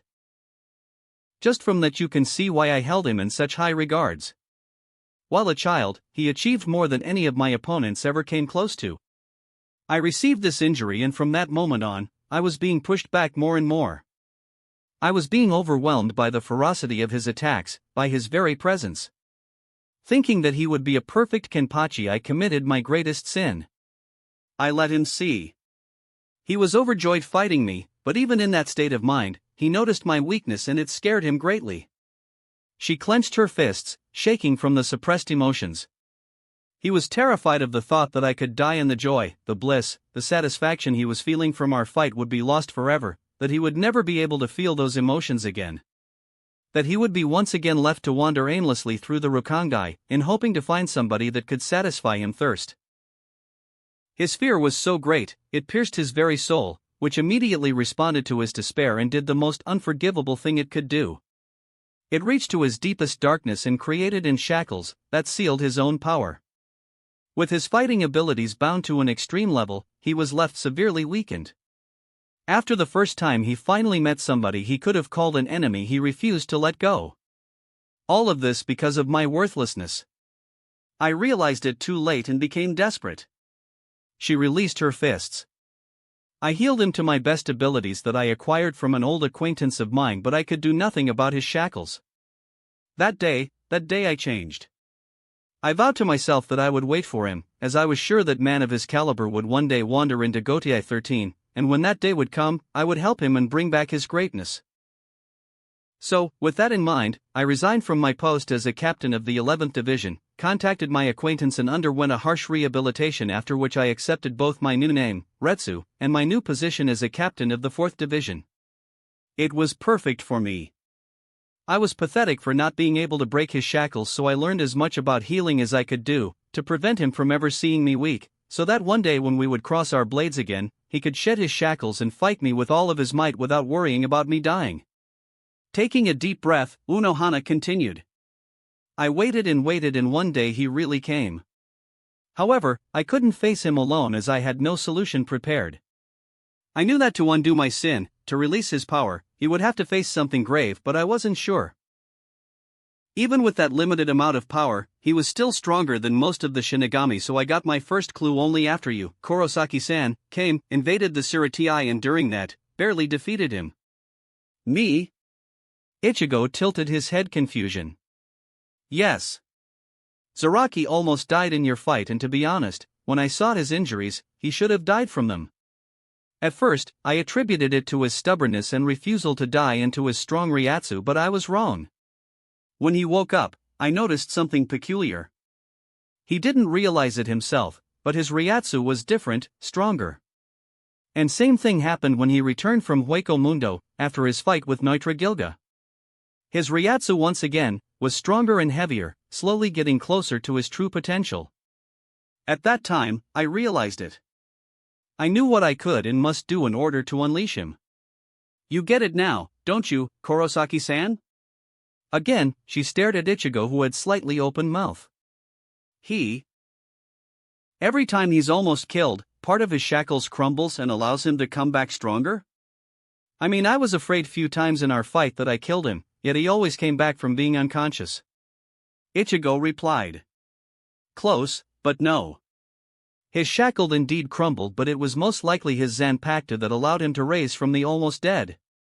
Unohana said, and Ichigo had to cover his eyes when the sand was suddenly blown away from her. You see now, Kurosaki-san? What you did. I was preparing for this moment, to undo his shackles ever since he created them. I was prepared to kill him once, to kill him twice, dozens of times, until those binds would break, and after that, I was prepared to die, happy that I was able to keep my promise. This was the only thing on my mind for centuries, and you just came and took it away from me. You took away the only thing worth in my life. Do you know how does that feel?" she yelled. Ichigo looked down at his sword. Her sudden outburst caught him unprepared. Did he know how does it feel? He felt a feeling of anger in his gut. "No, maybe I don't. When I lost my mom, there were other things worth in my life, even if I was too immersed in the grief to see them. I'm an outsider to you, what can I know?" "But..." He raised his head and stared back at the captain. "But what would those who care about you feel after you'd forfeit your life for Kenpachi's sake? I understand your regret, your guilt at what happened.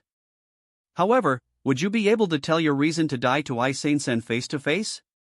Could you look your lieutenant in her eyes, the one person who clearly worships you and who spent most of her life with you, and tell her that you're going to leave her alone for your selfish reasons?"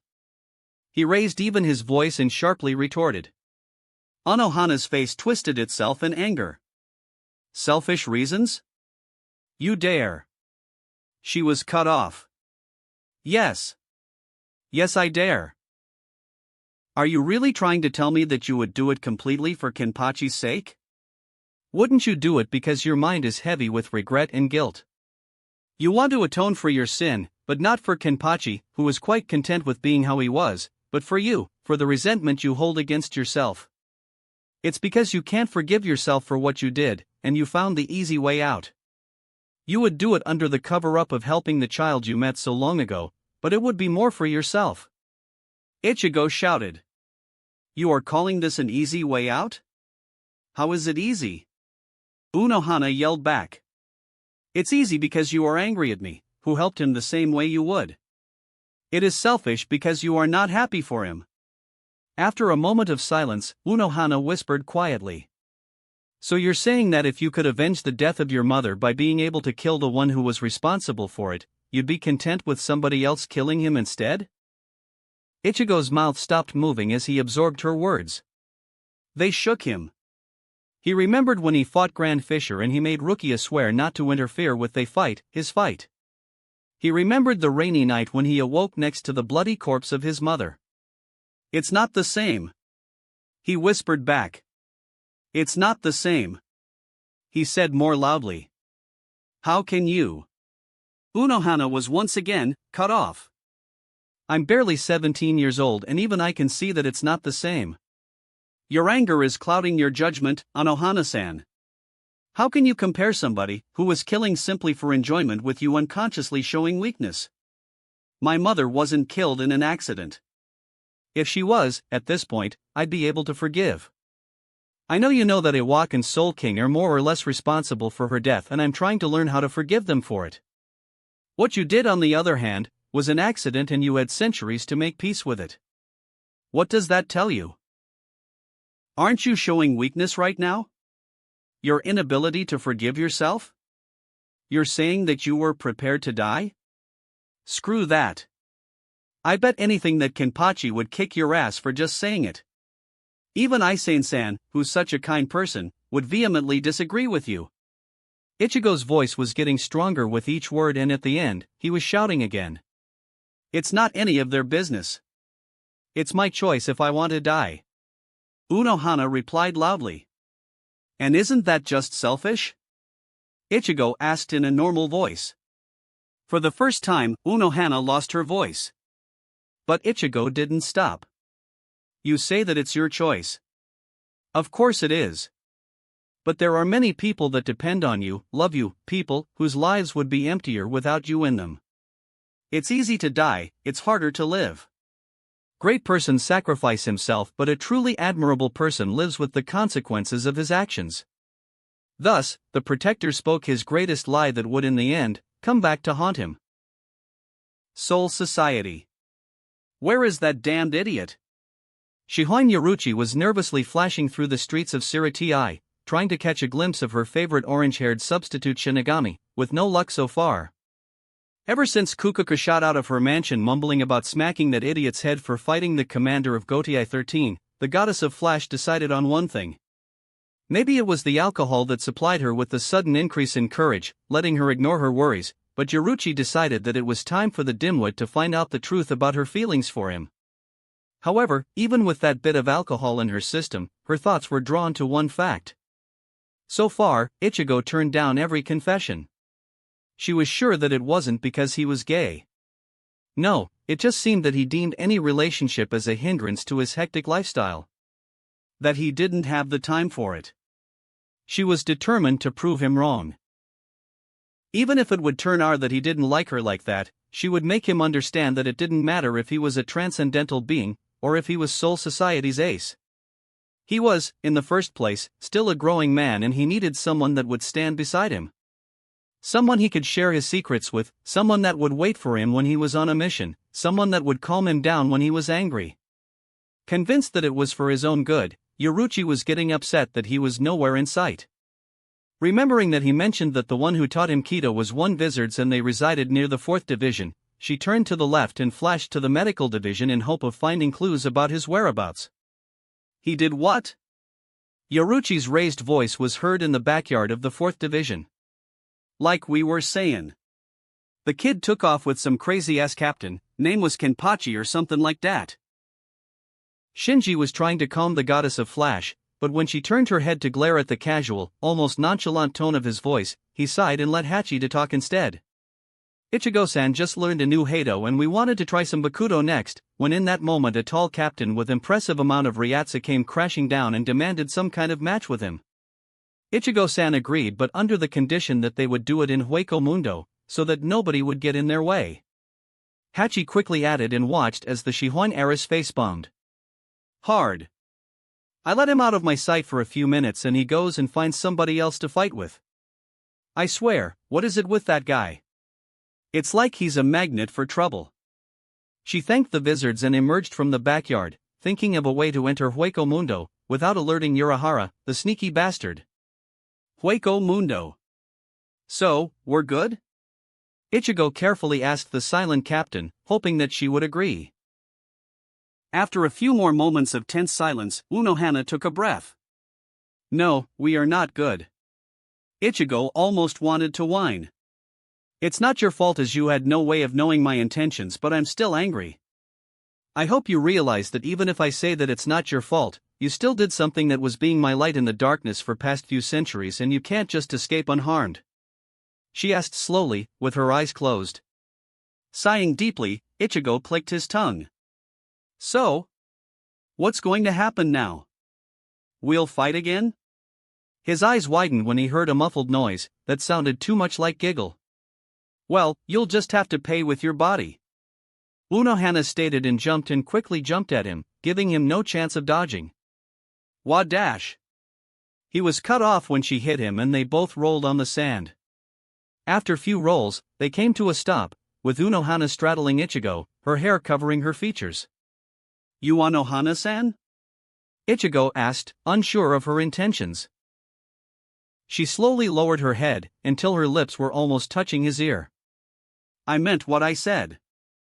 I want you to pay with your body, the body I was after for quite some time now.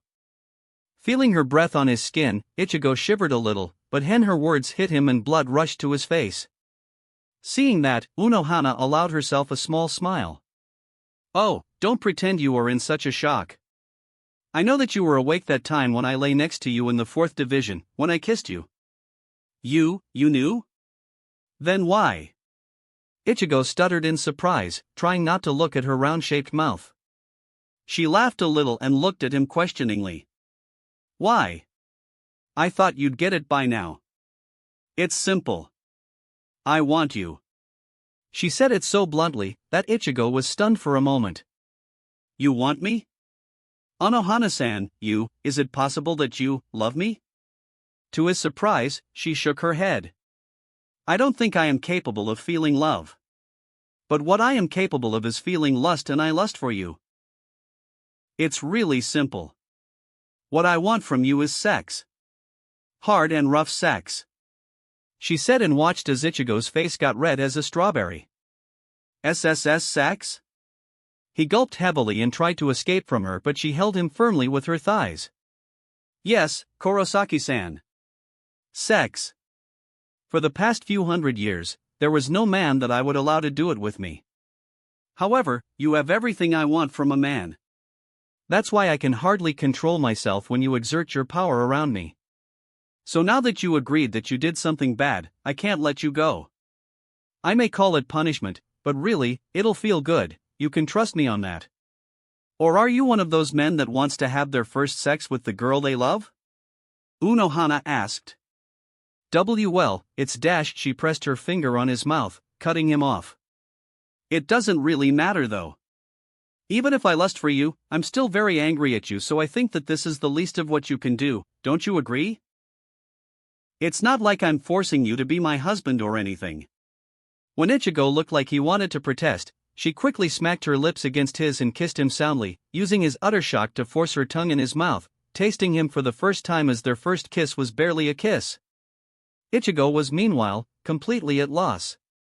He didn't know what to do. On one hand, Unohana's lips were very soft, her tongue, that was skillfully dancing in his mouth, tasted sweet, but on the other hand, the sudden action was making his instincts scream in protest. But as her tongue did its job, his instincts were slowly being pushed back. He suspected that Shirasaki's lingering presence in his soul was trying to tell him that it was finally time to get laid. In that moment, Rukia's crying face, Oroheim's disappointed eyes and Tatsuki's sad look flashed in his mind, and he forcefully broke the kiss and rolled Unohana from him.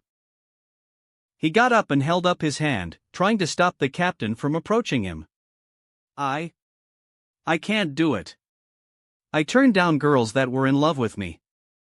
I made them cry, I made them sad, disappointed. How could I show my face to them if I'll sleep with you just like that?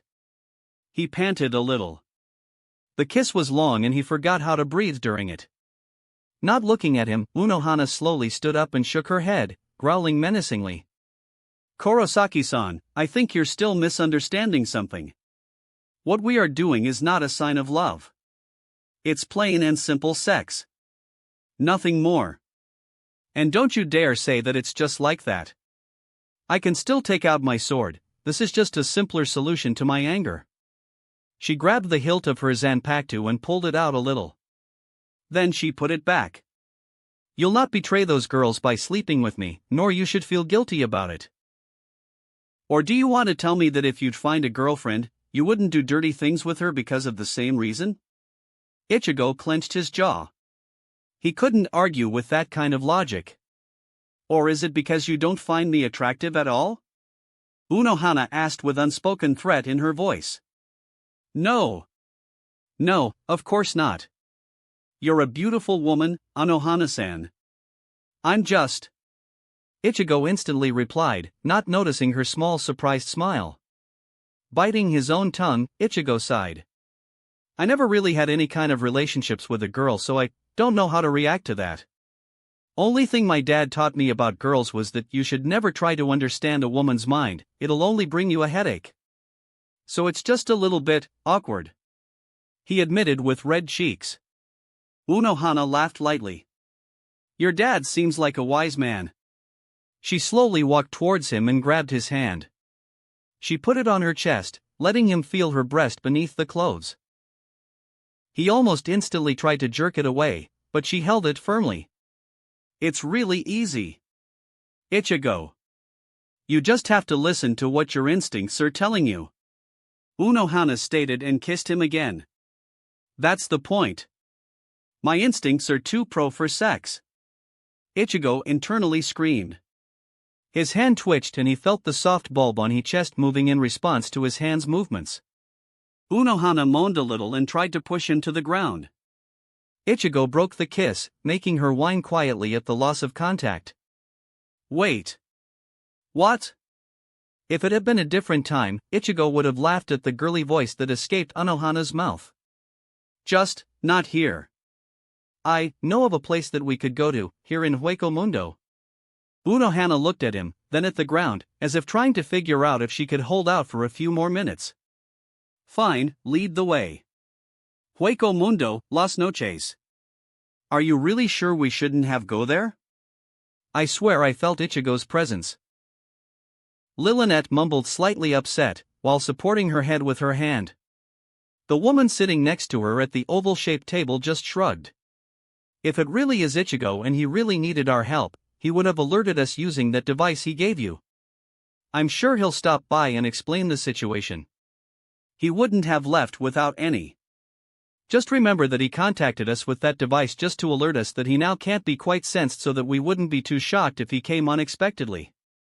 Nell replied and glanced at the blonde that turned her head towards the direction of entrance to Las Noches and stiffened a little.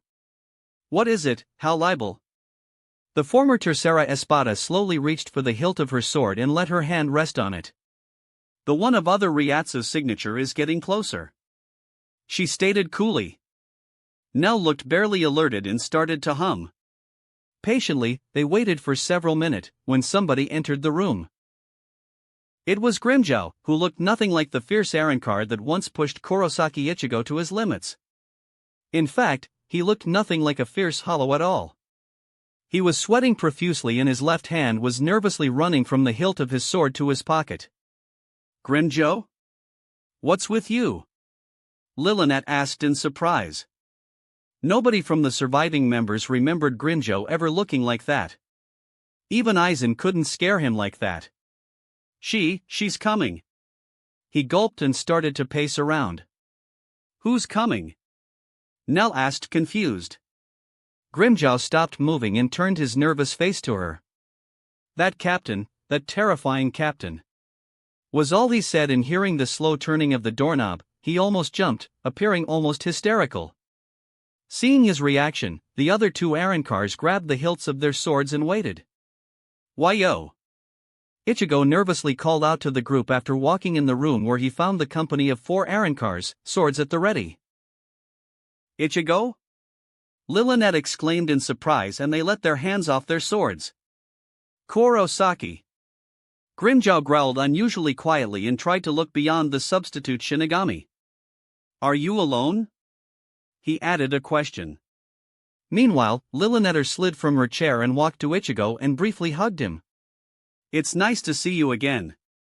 She smiled at him, but feeling somebody standing behind him, she tilted her head in puzzlement. Kurosaki-san. Harabelle nodded to him with a ghost smile, while Nell waved at him. Ichigo was still getting over the surprise hug he received and blinked. I guess she must have missed me. Offering all of them, minus Grimmjow, a small smile, he remembered the reason he came there and his cheeks gained a pink shade. He stepped to the side so that they could see Unohana, standing behind him. This is Unohana-san, the captain of the 4th Division. Ignoring the desperate-sounding noise coming from Grimmjow, he introduced her to them. Both parties looked at each other, one getting more confused. Ichigo, help us here a little, because from what we sensed earlier, it felt like the two of you fought against each other? Lilynette asked, her eyes jumping from Ichigo to Unohana and back to him. Ichigo laughed nervously and scratched his head with a hesitant smile. Yes, well, we were just, training a little. But Ichi, why wouldn't you train in Soul Society? Nell asked in puzzlement. Ichigo just looked at her, gaping like a fish thrown out of water, and turned to Unohana, trying to find some help. She just shook her head in amusement.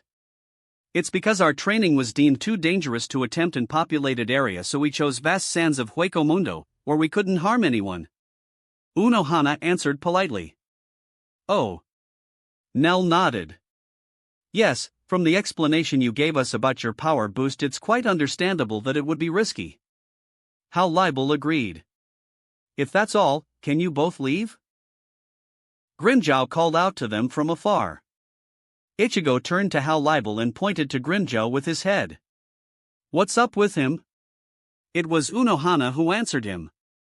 It seems that Grimmjow-san wasn't satisfied with the treatment I gave him after you have beaten him in your quest to save Orihime Inoue, she stated with a sweet smile. It sounded as if Grimmjow wanted to shout something like, I wasn't beaten, damn it, but Unohana's presence probably stopped him, and what came out of his mouth were only muffled noises. That explains it, Ichigo thought dryly. So, are you going to stay here for a while, Ichigo? Lilynette asked him, trying to sound casual. To her confusion, Ichigo's cheeks reddened further. Yeah. I was wondering, when Aizen was still here, didn't he build, by any chance, some room made out of Seiki stone? You know, the one that blocks Ryatsu? Lilith shrugged, saying that she wasn't aware of it, while Nell was kept out of the loop for some time. But when he turned to Hal Libel, she was deep in thoughts. I think that there is one room like that in basement. Why do you ask? Ichigo opened his mouth, ears burning red, but no voice came out. We wanted to conduct an experiment that requires Kurosaki-san to keep his Ryatsu output to be readable by regular person, but we obviously can't do it in Soul Society, as even our best Keto barrier wouldn't be able to hold it in, and Seiki stone is quite rare. It's only used on buildings that we cannot use for training purposes, so we were wondering if there wasn't something like that in here. Unohana smoothly lied instead of him, giving him a moment to recover and cough to hide his embarrassment. Okay, I guess it's fine, right? Hal Libel? Nell replied offhandedly and glanced at the blonde in question. I understand. Yes, you are free to use it however you want to. Nell can take you there. Here it is, Ichi. Nell pointed to the regular-sized doors that led to a dark and small room with no windows. Yeah, thanks Nell. Ichigo said, his mind unfocused as he dreaded the next few minutes. Unohana nodded to the green-haired Arankar. Thank you, Nilil-san. Now, if you wouldn't mind, it would be best if nobody would interrupt us or the experiment could end badly. Will you relay this message further? She waited for Nell to respond positively and walked to the room, barely containing herself in expectation of her next activities. Soul Society. In here, huh? Yoruchi stealthily approached the door to the intensive care room, located in the middle of the 4th Division. She slowly grabbed the doorknob and took a peek inside. What she saw was the lieutenant of the 4th Division tiredly washing her hands covered in blood. Behind her, a quite huge man was lying on the hospital bed, covered in bandages, but despite that, looking quite healthy. With a light cough, Yoruchi alerted Aizen of her presence and took a step inside. The lieutenant glanced at the newcomer and tiredly smiled at her. Shihoin-san, how can I help you? Yoruchi walked closer to the bed, where she found the sleeping body of Kenpachi. Ignoring his huge grin, she pointed at his injuries. What happened to him? Aizen sighed and dried her hands with a towel. Honestly? I don't know. We heard that Kenpachi-san and Kurosaki-san took off to Hueco Mundo, but Kenpachi-san already looked like this when we arrived. From what I can tell, he challenged Kurosaki-san to spar with him, but they clearly overdid it. She said disapprovingly. As a medic, violence was something she couldn't stand very much. Yeah, that idiot doesn't think when he fights, so? Where is Ichigo? Yoruchi asked nervously. The silver-haired girl carefully folded the used towel and put him in the bin. I think he's still in Hueco Mundo. Captain Unohana-san sent me back, insisting that she wanted to talk with Kurosaki-san, or something like that. I mean, she looked kind of angry and I rarely see that kind of emotion with her. I hope they are just talking. Aizen hastily added when she noticed that the woman in front of her paled drastically. I have a bad feeling about this. The goddess of flash gulped after quick thanking to Aizen. She took off, using her fastest Shuunpa. Hueco Mundo, las noches. Ichigo nervously looked around him.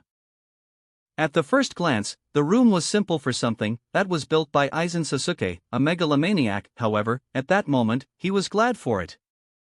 Thanks to the simplistic nature of the room, there was only one bed and basic furniture there, equally distributed to all corners of the place. Looking over the walls, he almost jumped when the door, which served as the only source of light, suddenly closed with a light noise. He turned around and swallowed heavily. His eyes couldn't perceive the darkness that surrounded him, yet despite that, he was sure that he heard footsteps approaching him in slow rhythm, a slight rustle of clothing falling on the cold floor and a slightly elevated breathing. When he felt a hand touching his neck, he stiffened a little. He tried to say something, but a finger pressed on his lips. You don't have to say anything, Ichigo. Like I said, just follow your instincts. A surprisingly gentle voice entered his burning ears. I know that you are a virgin. Practically, after more than a century without a man, I could be very well called that too. So don't worry about anything. I'll take the lead at the beginning, until you'll feel comfortable enough. Reacting on an autopilot, he nodded and tried to relax his body, even if the great amount of adrenaline in his blood was making it incredibly difficult. Maybe his senses were playing tricks on him, but he could swear he saw a real smile on Anohana's face, that was hovering near his shoulders. After that, the hand that was caressing his neck slowly trailed the rim of his clothing, almost casually touching the skin underneath it, until it reached his belt. He felt his right hand being lifted and placed on something soft and plump, the sensation rustling his senses. His hand shook a little and he lightly squeezed the thing in it, afraid of using too much of his strength. It gave in to his touch and he noticed Anohana's body coming closer to him, as if being pulled to him. At that moment, he understood that his hand was squeezing the captain's buttocks, sending his blood not only to his cheeks, but to his other regions too. Next thing he knew, his head was being pulled down and his mouth was covered by something with a sweet taste and smooth texture. The kiss was different from the previous ones he received so far. It was gentle, yet rough. Cold, yet warm and inviting. Instincts in him reacting to it, he experimentally moved his own tongue a bit, discovering the pleasure of rubbing it against hers. Unconsciously, his other hand reached for the same part as the first one, this time squeezing it harder, earning a small moan of satisfaction that escaped Anohana's throat. He pulled her closer to him, forcing her breasts to press on his upper stomach, sending a thrilling sensation to his spine. She deepened the kiss, trying to taste every part of his mouth, and wrapped her hands around him, grabbing him at the shoulders, her fingers digging into his muscles. Almost forgetting to breathe, Ichigo inhaled with his nose, his lungs thanking him for the delayed delivery of oxygen. What is this? I'm giving in so easily. Ichigo could barely think straight as another sensation ran through his spine. When she slowly broke the kiss, leisurely withdrawing her lips from him, she took his lower lip in her mouth and gently sucked on him, making his blood boil and rush to his lower parts at a neck-breaking speed.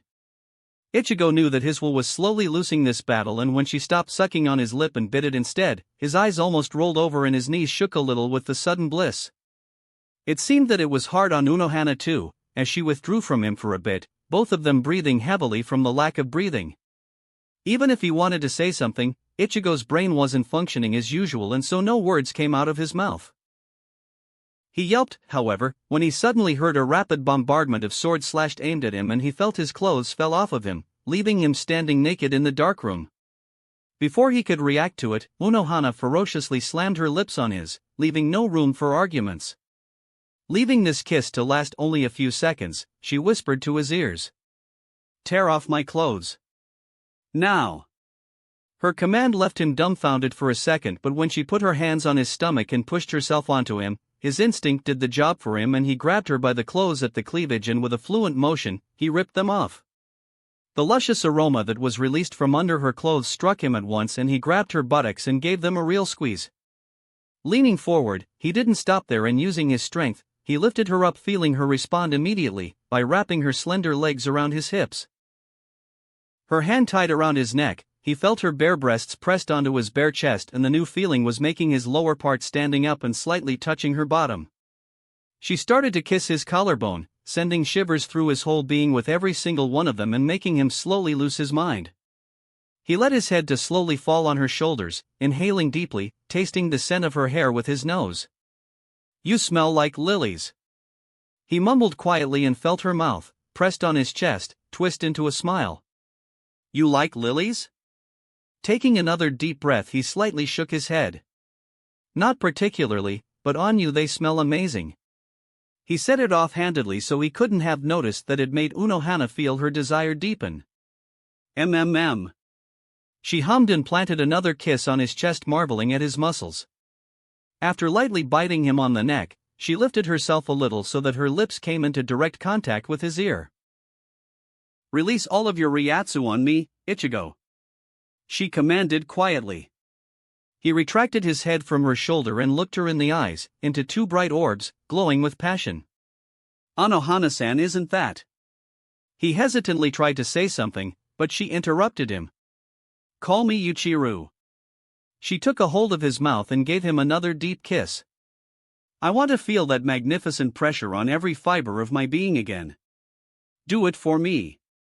She whispered sultry, releasing her warm and moist breath on his earlobe, nibbling on it afterwards. It made Ichigo to jerk with his leg from pure ecstasy, and he knew he couldn't have resisted. He wasn't confident he could concentrate on such task in that kind of moment, but unknowingly to him, Zangetsu was watching the scene from within him, and he used his presence to help the poor substitute, suddenly releasing the Ryatsu on the captain, whose breath became haggard. She gulped and bit hard on Ichigo's neck, moaning profusely. Thank you. She managed to stutter, before her legs jerked, almost painfully clenching Ichigo's waist. Whimpering a little, she dug her nails into his skin, and Ichigo could feel her stiff nipples poking him in the chest. He became flustered when he realized what was slowly trickling down her, and by their connection also his legs, too. Did she just came?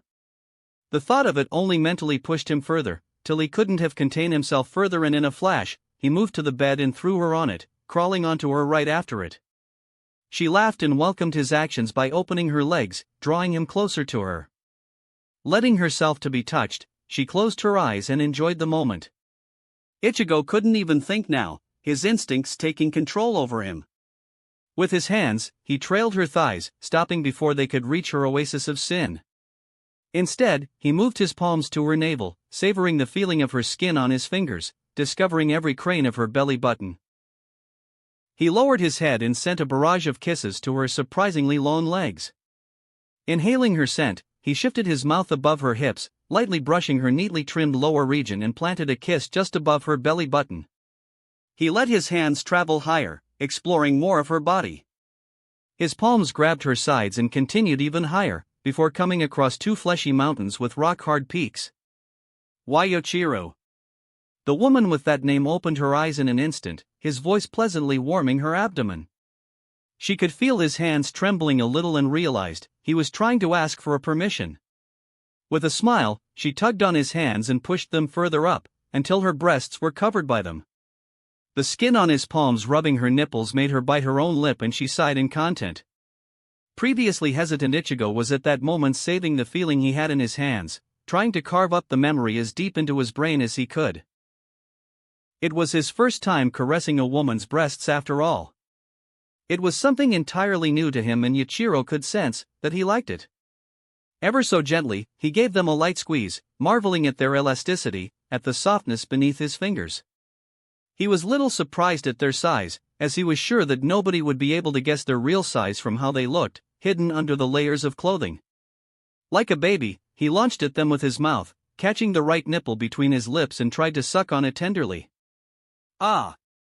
Yoichiro yelped and moaned at the same time. Realizing that she probably liked it, he sucked on it again, flicking the nipple with his tongue, earning another display of delight from the woman lying under him.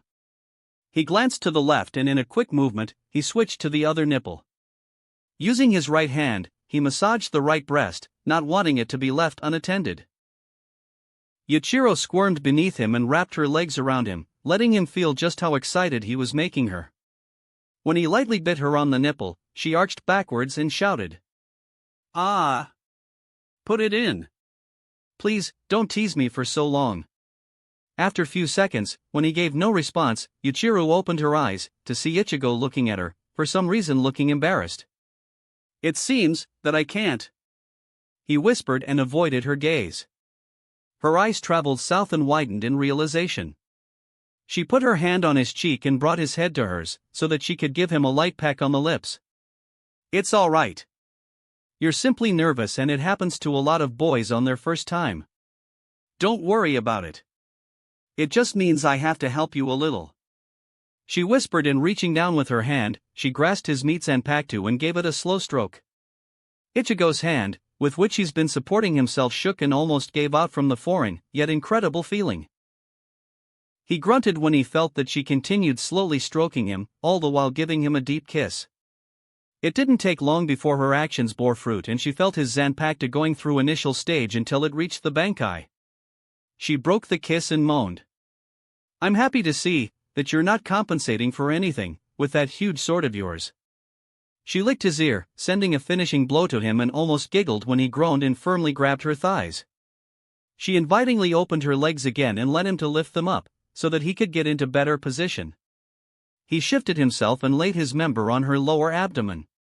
Using her hand, she trailed it from the root to its head, imagining it inside of her already. Yuichiro knew that she couldn't wait any longer, so she grabbed his tool and positioned it in front of her entrance, waiting to be pierced. Ichigo's eyes lingered at her wet labia and took a deep breath.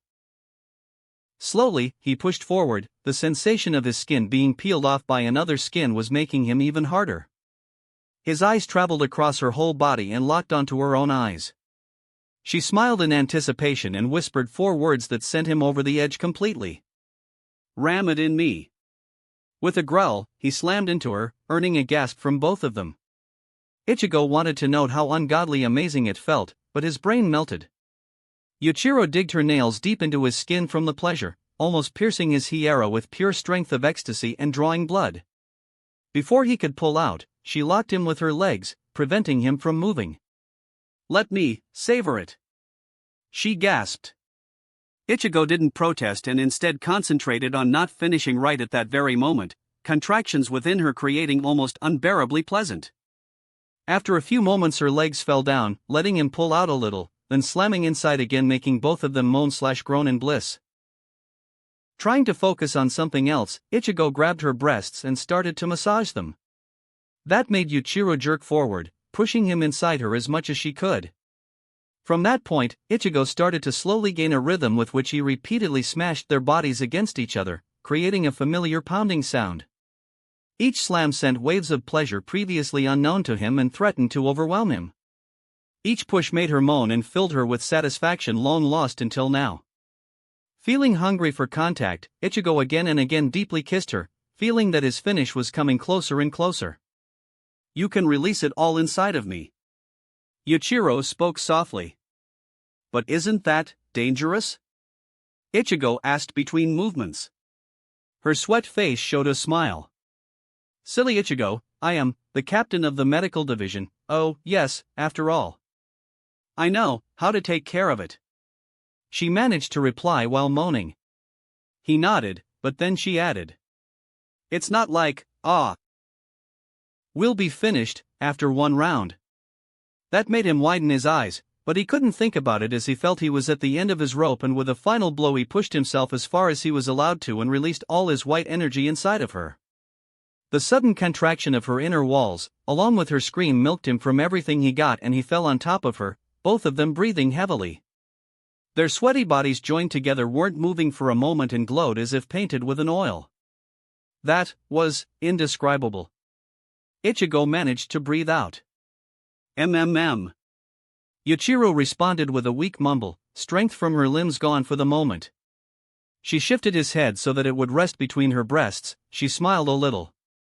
"Thank you, Ichigo." She spoke to him, honesty filling her words. "My pleasure." She couldn't resist and grinned teasingly. "I bet it was." His head shot upwards, his stare facing her amused eyes, and for a minute he was still. Bit by bit, the corners of his mouth twitched. Forming a wide grin, both of them started to laugh. Ichigo let his head fell back on top of Yuichiro's chest, his chuckles making her breasts jiggle. Nothing happened for a while. Ichigo just relaxed, the stiffness in his muscles long gone, along with the embarrassment and the feeling of awkwardness he felt the first few minutes. When Yuichiro's hand moved to his head, her fingers running through his hair, he sighed in content. He felt at ease, which was quite ironic, considering his vehement protests before the act. His brain was trying to start anew, sending him different thoughts about how he should quickly get up and run away, how amazing the sex in reality was, completely on another level compared to many experiences written in those magazines he bought from time to time, and how confusing the whole ordeal was. He managed to send them away, aside from the last one. Quietly breathing, he let Yuichiro play with his hair. However, inside, he was starting to think. Doesn't this look like a scene from a movie about lovers? Shifting his legs a little, he closed his eyes. I always thought that sex with somebody you don't love is supposed to feel cold, emotionless, and just plain animalistic, yet I can feel the warmth spreading across my body. Is it because it was my first time? He blinked, and raising his head a little, he glanced at Yuichiro. She was humming to herself, her fingers still in his hair. What is she feeling? When we were fighting, and from what she said about herself, I got the impression that her real self was a sadistic/masochistic person who gets off on fights and on the sight of blood, something completely different from the way she presents herself. Yet in this room, she showed me more emotions that I could count with my fingers. I don't know what to think of her anymore. He sighed deeply and tried to slowly get up. Sensing that, he quickly found himself lying on his back, with Yuichiro sitting on him, her hands on top of his chest pushing him to bed. No, Ichigo. I told you that this won't be over just after one round. You got the wrong idea from these quiet minutes. She stated and lowered herself, grabbing his wrists with her hands and placing them above his head. I was just recovering my strength. Our first round was incredibly taxing, but it was too gentle for my tastes. I want you to be rougher with me, or I will be with you. She licked his ear and bit him on the neck. He cried a little as teeth left a mark. But he couldn't voice his discomfort for long as she showed one of her breasts into his mouth, pushing it so that he could suck on it properly. Taken aback, he unconsciously complied and his tongue brushed over her once again, stiff nipple. Realizing that she released his hands, he moved to push her off him, but then he froze. One of her hands gripped his precious part, giving it rough and quick strokes, trying to make it hard again. What made him froze, however, was action of her second hand after she lifted herself up a bit so that she could balance herself. He felt her fingers on his family jewels as she carefully massaged them, trying not to grip them too hard. Gulping, he grabbed her at her waist so that she wouldn't fall on him. It would be too risky with his gems in her hand. She must have felt secure in his grip and lowered only her head, so that she could reach his mouth and took control of his lips, initiating a deep tongue wrestling. It didn't take long before Yuichiro felt him go hard again, and shifting herself, she lifted her hips, positioning her lower lips right above his pole and roughly penetrated herself, crying in pleasure as she did so. Ichigo bit on his lips and cringed a little. She was still more than enough wet, but he felt the head of his tool hit the end of her tunnel and imagined it must have hurt her. Yet despite that, the expression on Yuichiro's face showed only bliss. Ah, I forgot, she is a bit crazy after all, masochistic even.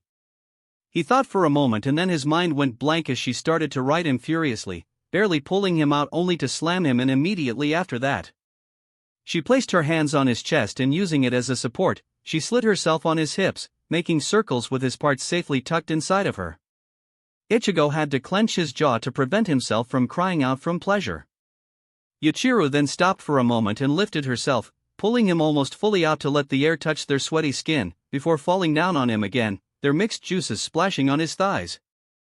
Feeling extremely good, Ichigo let himself to be ridden, and before he knew it, he felt something cold around his wrists. He hastily opened his eyes and glanced above his head, to see a pair of chains, wrapped around his wrists. Don't worry, I'll only tie you up a little to prevent you from running away. Yuichiro smiled at his too sweetly, and Ichigo felt his member throb, more sweat forming on his forehead. I hope I'll survive this. Hueco Mundo, las noches. Yoruchi had a bad feeling. When she managed to get to Hueco Mundo, all that she discovered was a roughed-up place, where Ichigo supposedly fought with Kenpachi, yet from what she could tell, the remaining Ryatsu belonged to the captain of the 4th Division too. It seems that she fought with Ichigo too, so I was right. She really wanted to be the one to fight Kenpachi and unlock his potential, just like Kasuke predicted. Damn, I hope she won't do something stupid. Not that I'm worried about Ichigo or something. Alcohol completely out of her system by the time she made it to the Hololand, she deducted that Ichigo must have gone to his friends, really, can I call them his friends, in Las Noches? So there she stood, waiting to be let inside of the huge palace. Even with Aizen gone, the building still had quite the security that could keep Shinigami out. Yeez, who is there? Nonchalant girly voice called out to her. Yoruchi went silent for a moment, before responding. I'm Ichigo's friend, Yoruchi. She only managed to state that she was a friend of the substitute, before the doors started to move and Nell came out. She gave Yoruchi a quick hug. I suppose you're looking for Ichi? Yoruchi nodded. So he's here? Nell happily smiled at her. Yes. He is, but I can't take you to him. He and the captain of medical division are conducting some experiment in a room in basement," she said, making Yoruchi freeze at her words. Say what? Nell tilted her head. Well, they asked for a room that was made of Seiki stone and the only one is located in the basement. The captain asked for privacy or else the experiment could go wrong. Those words served as a cold shower for the goddess of flash and she grabbed Nell's shoulders. Take me to them. Hearing the distressed tone of her voice, Nell's smile disappeared. Why? What's going on? Yoruchi lowered her head. Don't you think it's strange? A man and a woman in a room that could conceal any Ryatsu, including Ichigo's. A room located in the basement. Unohana asking for privacy? What do you think, what kind of experiment they may be doing? You really think that Ichi would do something like that with that captain? Nell asked, her face little flushed, as she ran next to Yoruchi.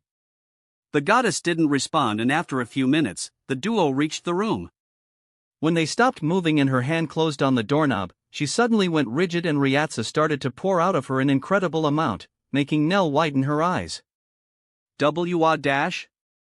The female Arankar tried to ask when Yoruchi cut her off and Nell realized that she could hear moaning coming from the room, making her both blush and back away in surprise. With a single punch, Yoruchi blasted the door to smithereens. The light that was allowed to flow into the room showed two naked bodies. The female one sitting on top of the male one, whip in her hands. Both of them sweaty. The room filled with the sex aroma and heavy Ryatsu. Ichigo and Unohana. Ichigo's hands tied to the bedposts, gaping at Yoruchi. Unohana's face turned to face her with a frown. Weren't you taught to knock, Shihoin-san? Unohana asked and Ichigo could swear he saw sparks emitting from the angry goddess. Retsu, this is the second time you've done something like this, but this time, be prepared for the consequences. Yoruchi coldly stated and released her Ryatsu to the maximum and whispered. Strike like a flash, Raijin. That wraps up this part of What If Ichigo Awoke His True Powers. Thanks so much for listening. As always, new parts drop every 4 days, so be sure to stay tuned. If you enjoyed the video, don't forget to like, subscribe, share it with your friends, and please consider supporting the original author as well. See you in the next one.